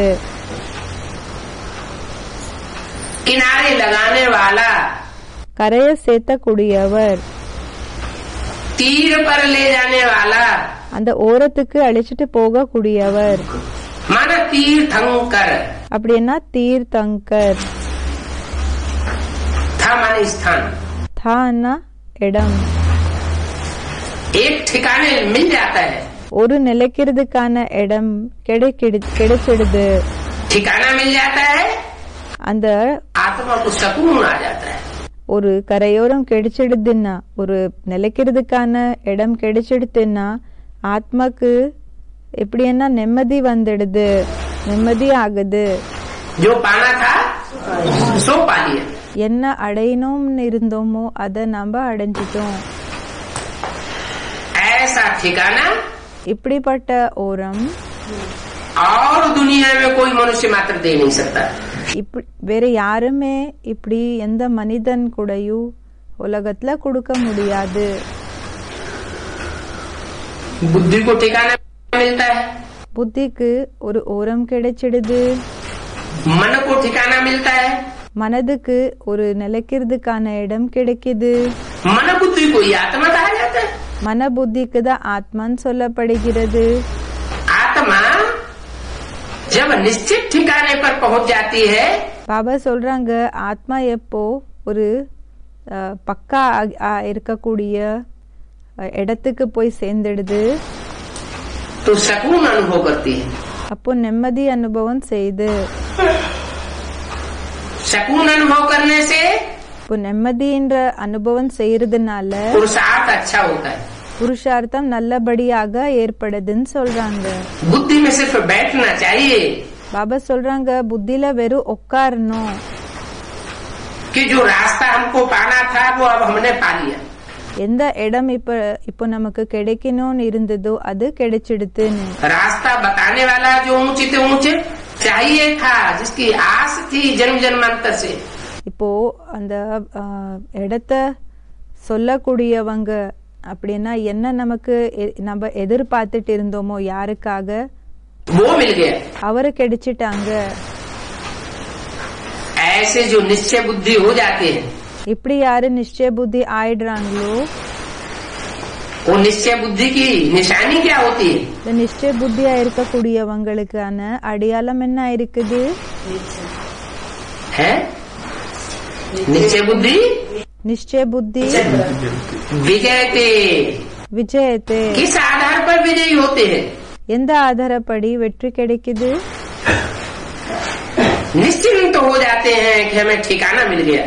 அவங்களுக்கு நிश्चिंत அப்படின்னா கவலையே இல்லாத நிலம் ஆயிடுது.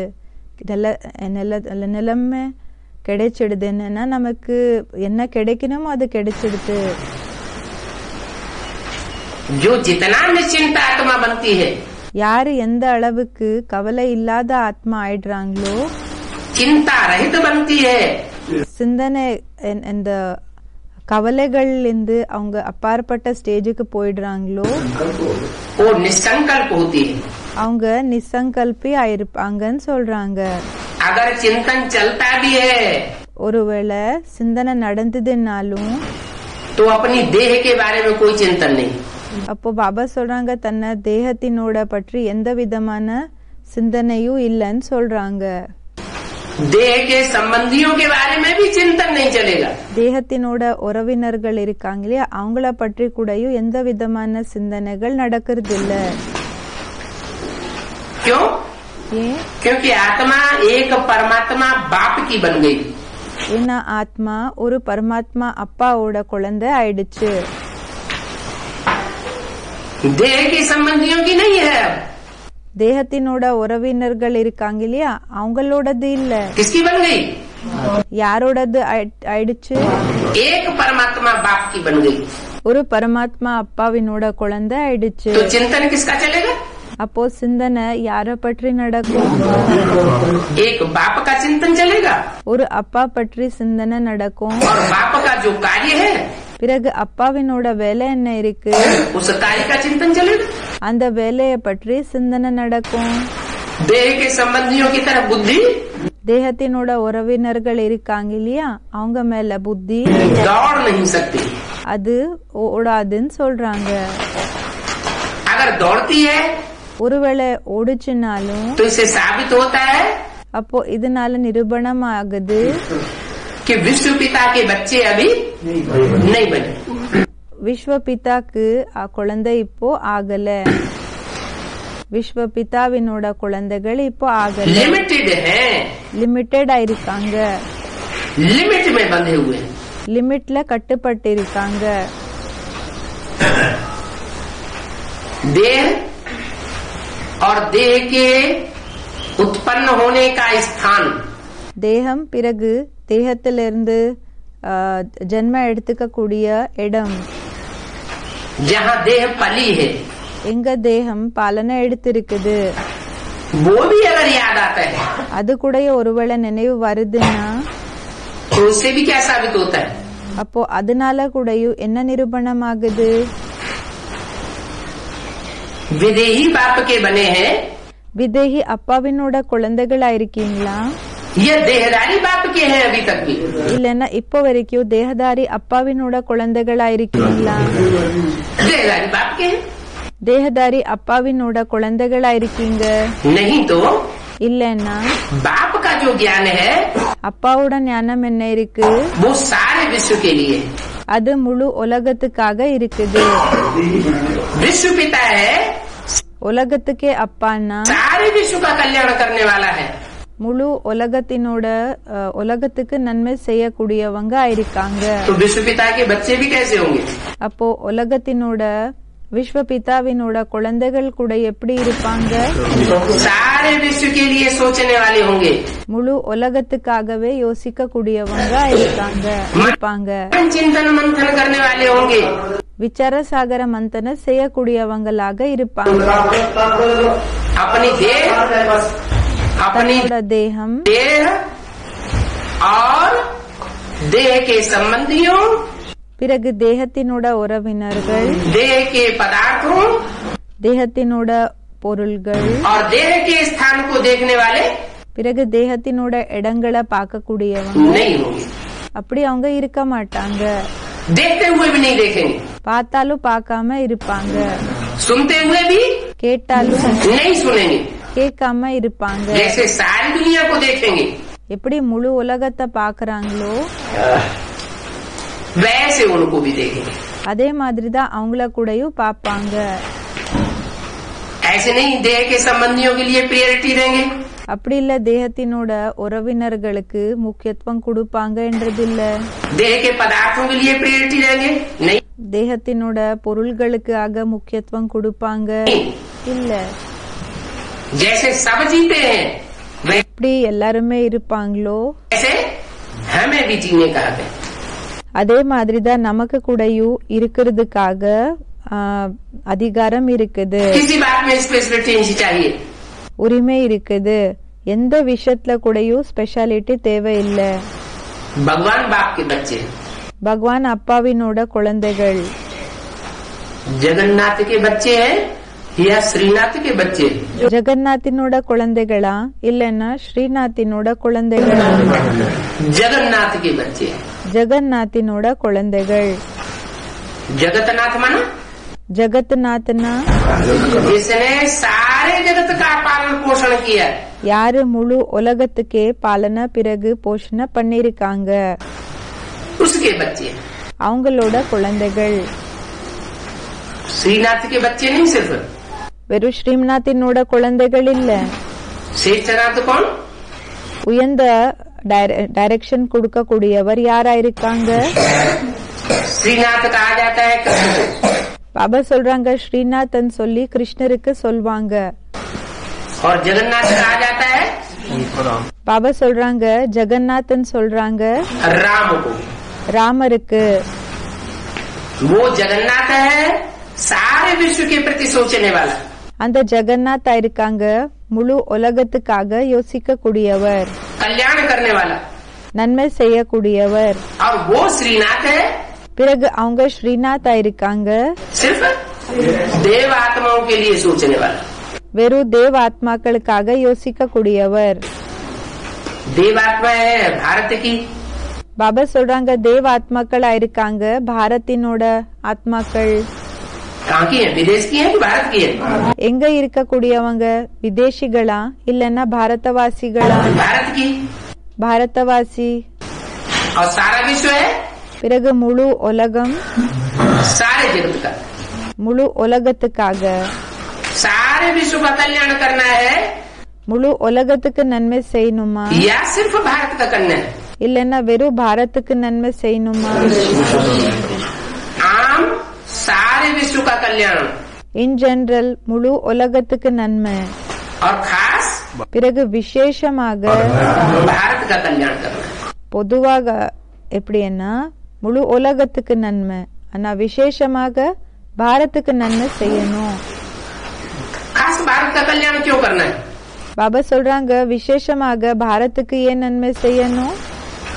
क्योंकि पता है ஏன்னா தெரியும் जो विदेशी है, யாரு விதேசிகளோ, जो मूल रूप में विधर्मी है, யாரு மூல ரூபத்துல விதர்மிகளா இருக்காங்க, वो 84 जन्म लेने वाले हैं ही नहीं। அவங்க 84 ஜென்மங்கள் எடுக்கக்கூடியவங்க இல்லவே இல்ல.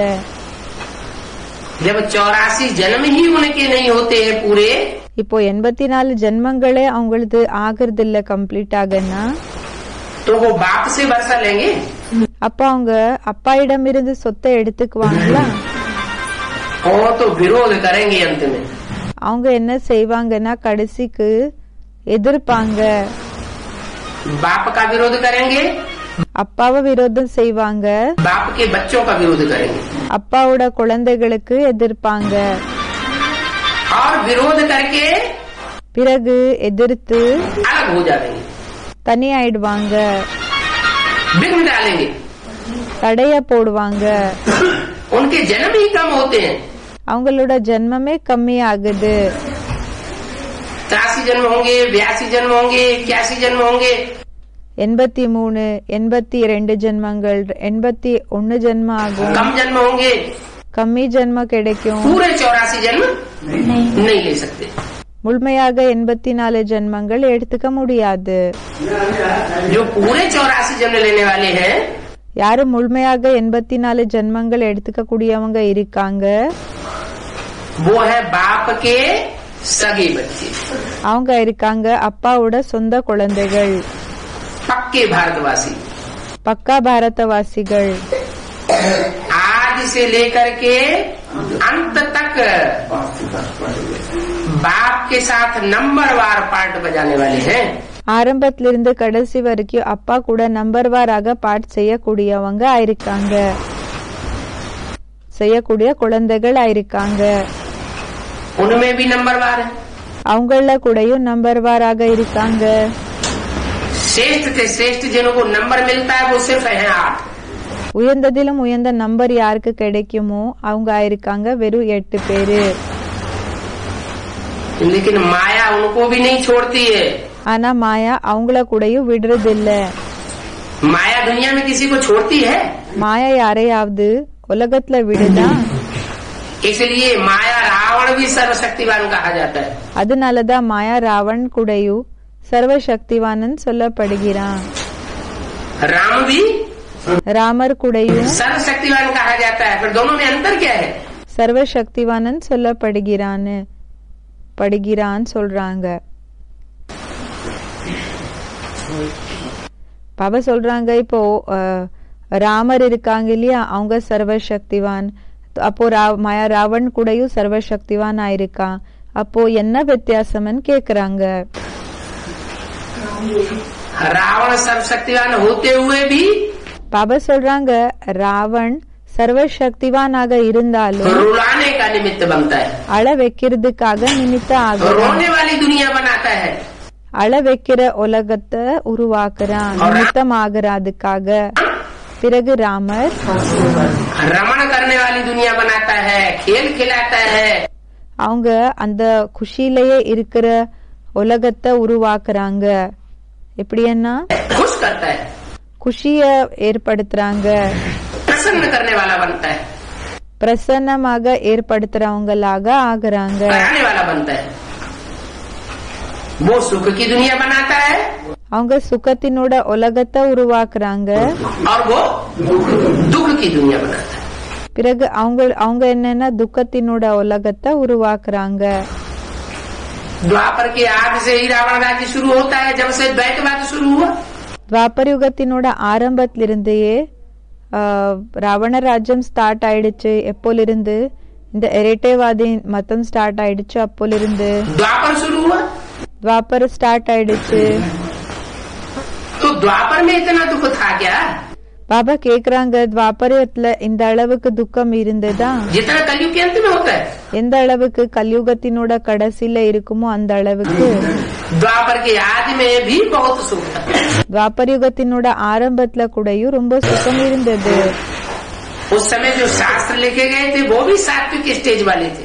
அந்த நேரத்துல என்ன சாஸ்திரம் எழுதப்பட்டதோ அது கூடயும் சாத்விகமான ஸ்டேஜ்ல எழுதப்பட்டது. उनमें सच्चाई थी, அதுல உண்மை என்றது இருந்தது.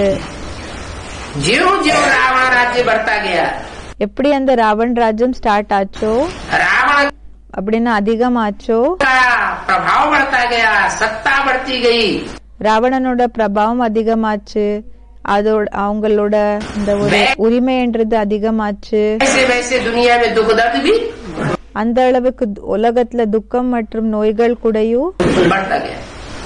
அதிகமாயிட்டே போச்சு. राम सिर्फ एक जन्म के लिए आते हैं ராமர் வெறும் ஒரு ஜென்மத்துக்காக வராங்க. और रावण பிறகு ராவண் 63 जन्म प्रयास करता है, 63 ஜென்மங்கள் என்ன செய்யறாங்கன்னா முயற்சிய செய்யறாங்க. फिर भी दुख की दुनिया, रोने की दुनिया, ஆனாலும் துக்கத்தினோட உலகம், அழக்கூடிய உலகம் बढ़ती चली जाती है। அது அதிகரிச்சுக்கிட்டே போகுதுன்னு சொல்றாங்க. और राम பிறகு ராமர் एक जन्म के लिए आता है, ஒரு ஜென்மத்துக்காக வராங்க. एक जन्म के लिए भी आकर के ஒரு ஜென்மத்துக்காக கூடயும் வந்து ज्यों ज्यों ज्ञान बुद्धि में बैठता जाता है, எப்படியெல்லாம் இந்த ஞானம் புத்தியில உட்கார்ந்துட்டே போகுதோ, ज्ञान माना ज्यों ज्यों पहचान बाप की बुद्धि में, ஞானம் என்ன எப்படி அப்பாவோட அறிமுகம் புத்தியில बैठती जाती है, உட்காருதோ क्यों त्यों आत्मा सुखी अनुभव करता है। அப்படிதான் ஆத்மா சுகியாக அனுபவம் செய்து. भले बैंक में बैलेंस न हो, பாபா சொல்றாங்க, பலே பேங்க்ல பேலன்ஸ் இல்ல, तन बीमारियों से भरा पूरा हो, சரீரம் எப்படின்னா நோய்களால நிறைஞ்சிருக்குது, फिर भी मन शांत अनुभव करता है। ஆனாலும் மனது அமைதியாக அனுபவம் செய்து, प्राप्ति का अनुभव करता है, பிராப்தியினோட அனுபவம் செய்து. करते करते करते एक ऐसी स्टेज आती है, பாபா சொல்றாங்க, செய்ய செய்ய இப்போ ஒரு அப்படிப்பட்ட ஸ்டேஜ் வரும் जहाँ मन अमन हो जाता है, எங்க மனது அமன் ஆயிடுது, கான்ஸ்டன்ட் ஆயிடுது, बाप समान स्टेज को प्राप्त कर लेता है। அப்பாவினோட சமமான ஸ்டேஜ தாரண பண்ணிக்குதுன்னு சொல்றாங்க. जैसे बाप असोचता है, எப்படி அப்பா அசோச்தா இருக்காங்க, இந்த சிந்தனை செய்யறாங்க இல்லையா, அதை விட அப்பாற்பட்டவர். कौन सा बाप? இந்த அப்பா आत्माओं का बाप। ஆத்மாக்களோட அப்பா. आत्माओं का बाप ஆத்மாக்களோட அப்பா मनुष्यों के बाप में आता है, மனிதர்களோட அப்பாக்குள்ள வராங்க. जिसमें आता है யாருக்குள்ள வராங்களோ उसको सबसे पहले आप समान बनाता है। அவங்களுக்கு எல்லாத்தை விட என்ன செய்யறாங்கன்னா தனக்கு சமமாக ஃபர்ஸ்ட் ஆக்கிக்கிறாங்க. सबसे जास्ती संकरण किसको लगेगा? எல்லாத்தை விட அதிகம் சங்கத்தினோட சாயம் என்றது யாருக்கு ஏற்படும்? जिसमें पहले प्रवेश करेगा, मुकर्रर रूप में प्रवेश करेगा, யாருக்குள்ள பிரவேசம் செய்வாங்களோ முக்கர ரூபத்துல பிரவேசம் उसको செய்யறாங்களோ सन का रंग भी जास्ती लगेगा। அவங்களுக்கு சங்கத்தினோட சாயம் கூடயும் அதிகம் ஏற்படும். सन का रंग जास्ती लगेगा, சங்கத்தினோட சாயம் அதிகம் ஏற்பட்டதுன்னா तो बच्चों के मुकाबले அப்போ குழந்தைகளுக்கு ஒப்பிட்டு பார்த்தோம்னா पहले पहले ஃபர்ஸ்ட் स्वर्ग में कौन जाएगा? ஸ்வர்கத்துக்கு யாரு போகுவாங்க? शरीर से जाएगा यह मन बुद्धि आत्मा से जागेगा। சரீரம் மூலமாக போகுமா இல்லைன்னா மனபுத்தி ஆத்மா ரூபமாக போகுமா? मन बुद्धि आत्मा से जागेगा। மனபுத்தி ரூபமான ஆத்மா மூலமாக போகும். शरीर से क्यों नहीं जागेगा? சரீரம் மூலமாக ஏன் போகிறது இல்ல? ஃபர்ஸ்ட் क्योंकि वो बाप है। ஏன்னா அவங்க அப்பா இருக்காங்க. बाप की ड्यूटी है घर में आग लगे அப்பாவோட டியூட்டியா இருக்குது வீட்ல தீ பிடிச்சிக்குதுன்னா तो पहले अपनी रचना का बचाव करे। அப்போ என்ன செய்யணும்னா ஃபர்ஸ்ட் தன்னோட படைப்பு என்ன இருக்குதோ அத என்ன செய்யணும்னா அத ஃபர்ஸ்ட் காப்பாத்துக்கிறது. अपने देह के चिंतन में न जाए। பாபா சொல்றாங்க தன்னோட தேகத்தினோட சிந்தனைல போக கூடாது. आत्मा का बचाव करेगा। ஆத்மாவோட பச்சாவ் அப்படின்னா ஆத்மாவை சேவ் பண்ணிக்கிற வேலை செய்வாங்களா? तो देह का बचाव होगा। அந்த ஆத்மாவை காப்பாத்துக்கிற சேவை செஞ்சாங்கன்னா அப்போ தேகத்தை காப்பாத்துக்கிற சேவை கூடயும் ஆகும். आत्मिक स्थिति में रहने वालों का बचाव करेगा। ஆத்மிக ஸ்திதியில இருக்கக்கூடியவங்களை சேவ் பண்ணாங்கன்னா तो स्वर्ग बनेगा। அப்போ ஸ்வர்க்கம் உருவாகும். देहवान में जो रहने वाले हैं தேக அபிமானத்துல இருக்கக்கூடியவங்க யார் இருப்பாங்களோ उनका बचाव नहीं करेगा। அவங்கள சேவ் பண்ண மாட்டாங்க. क्यों? ஏன்? क्योंकि सदा स्वस्थिति में रहने वाले बाप के बच्चे ही नहीं बने। ஏன்னா சதா ஸ்வயஸ்திதியில இருக்கக்கூடிய அப்பாவோட குழந்தைகளே ஆகல. बने नहीं है ஆகலன்னா तो उनका बचाव दुनिया में कोई कर भी नहीं सकता। அப்போ அவங்கள காப்பாத்தக்கூடியவங்க உலகத்துல யாரு இருக்கவும் இருக்க மாட்டாங்க, யாரும் செய்யவும் மாட்டாங்க இந்த வேலைய. फिर विश्व कल्याणकारी कैसे? அப்போ உலகத்தினோட நன்மை செய்யக்கூடியவங்க எப்படி ஆனாங்க?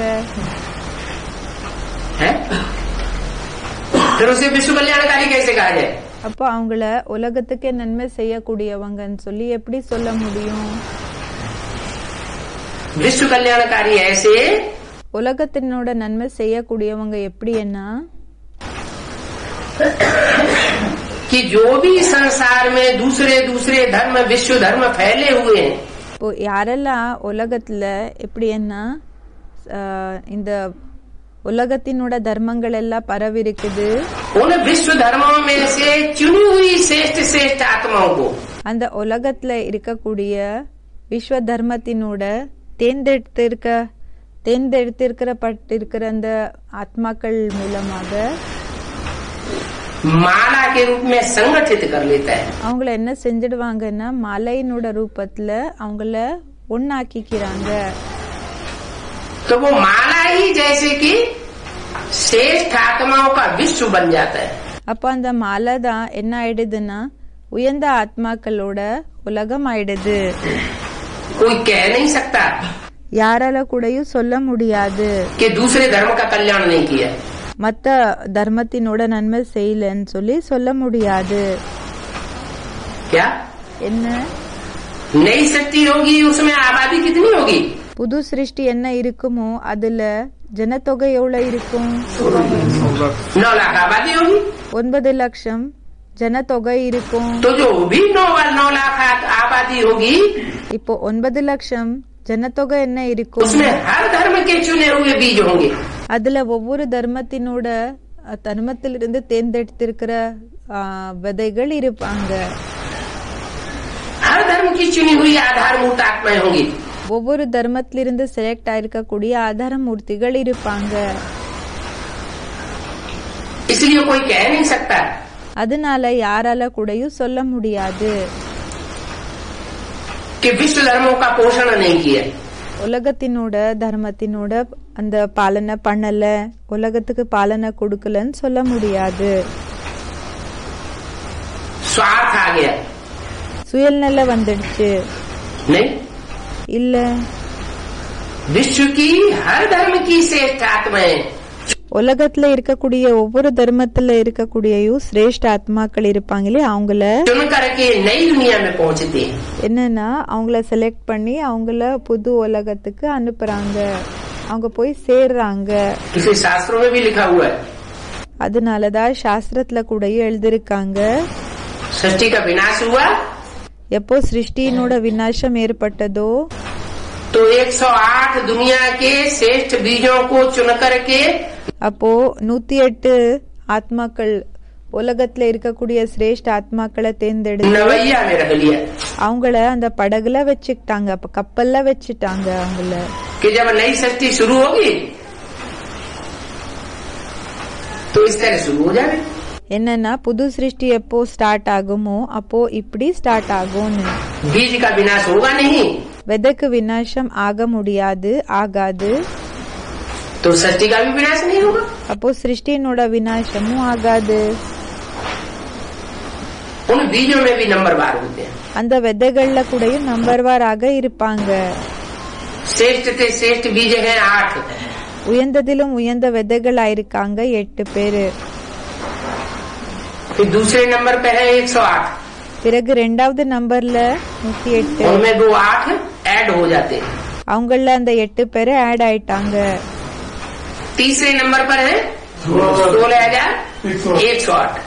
3வது நம்பர்ல யாருன்னா 16,108. वो 8 और 108 16,000 में ऐड हो जाते हैं। அந்த 8 பிறகு 108 16,000ல ஆட் ஆயிடுவாங்க. फिर लाख, பிறகு லட்சம், 2 लाख, 2 லட்சம், ऐसे संख्या बढ़ती चली जाती है। இப்படி எண்ணிக்கை அதிகரிச்சுக்கிட்டே போயிடும். इसलिए जब रुद्र यज्ञ रचते हैं அதனாலதான் எப்போ ருத்ர யக்ஞத்தை உருவாக்குறாங்க तो कितने सालिग्राम बनाते हैं? அப்ப எத்தனை சாலி கிராமங்களை ரெடி பண்றாங்க?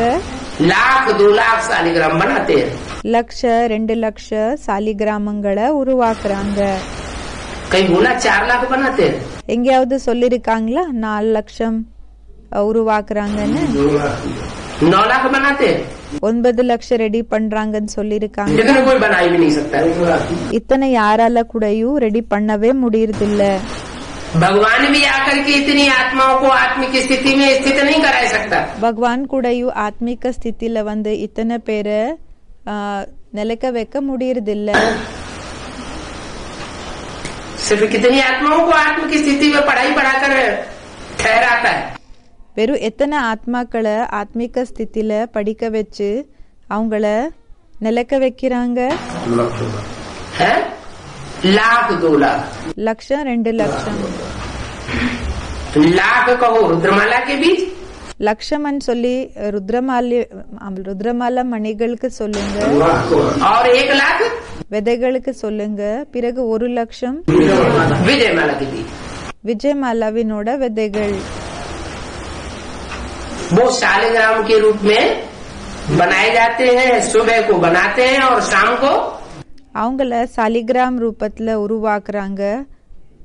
மார்னிங் என்ன செய்யறாங்கன்னா அதை உருவாக்குறாங்க. तोड़ देते हैं। பிறகு என்ன செய்யறாங்கன்னா சாயந்திரம் அதை உடைச்சிடுறாங்க. मिट्टी की बनाते हैं। மண்ணினோடது உருவாக்குறாங்க. ये शरीर क्या है? இந்த சரீரம் என்ன இருக்குது? मिट्टी का शरीर है। இது மண்ணினோட சரீரமா இருக்குது. सुबह को बनाते हैं मतलब காலையில ரெடி பண்றாங்கன்னா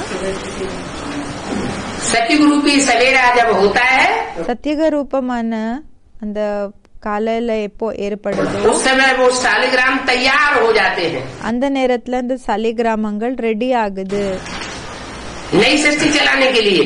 புது சிருஷ்டிய உருவாக்குறதுக்காக, நடத்துறதுக்காக.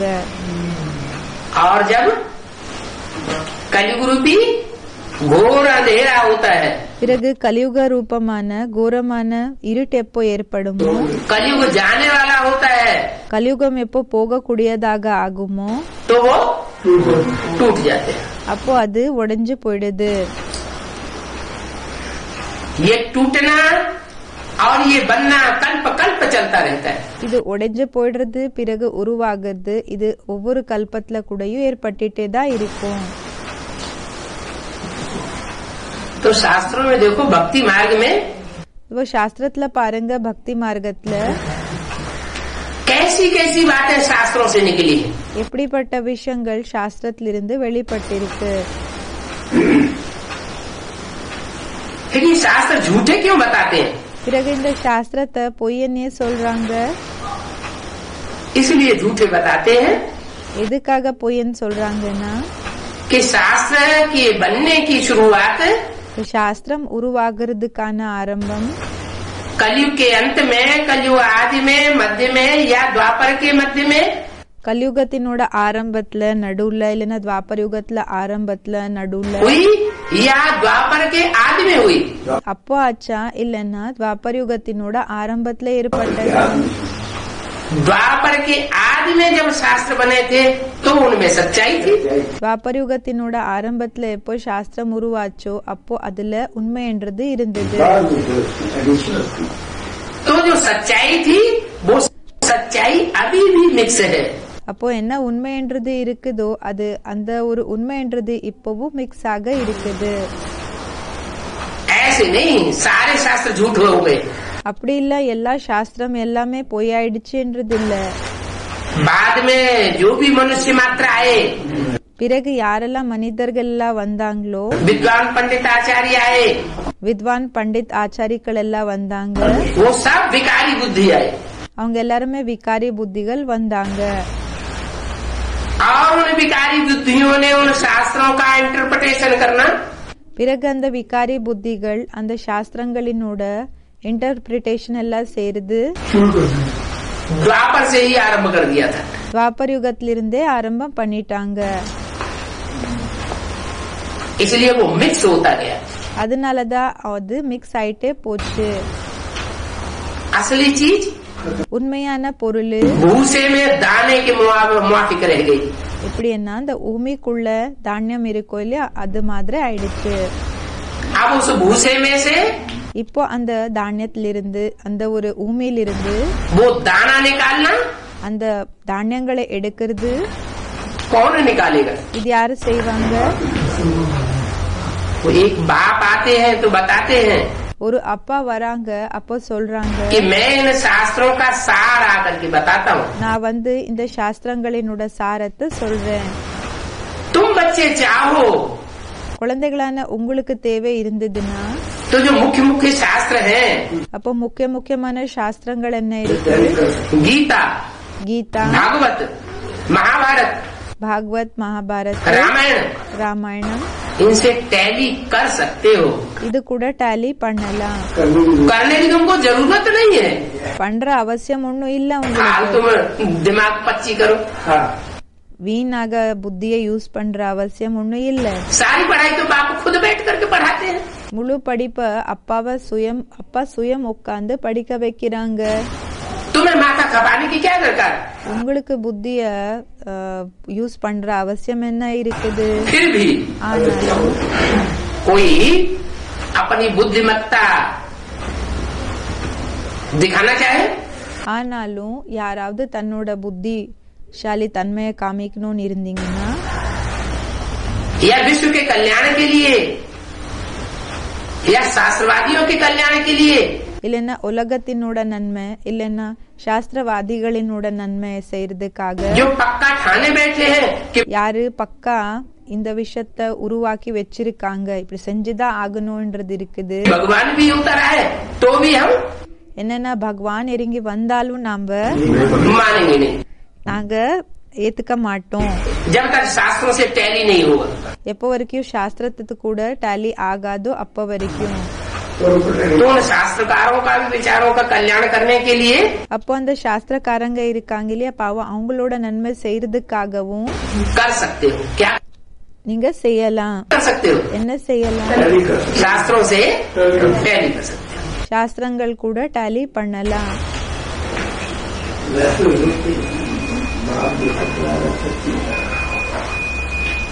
ओम शांति। ஓம் சாந்தி।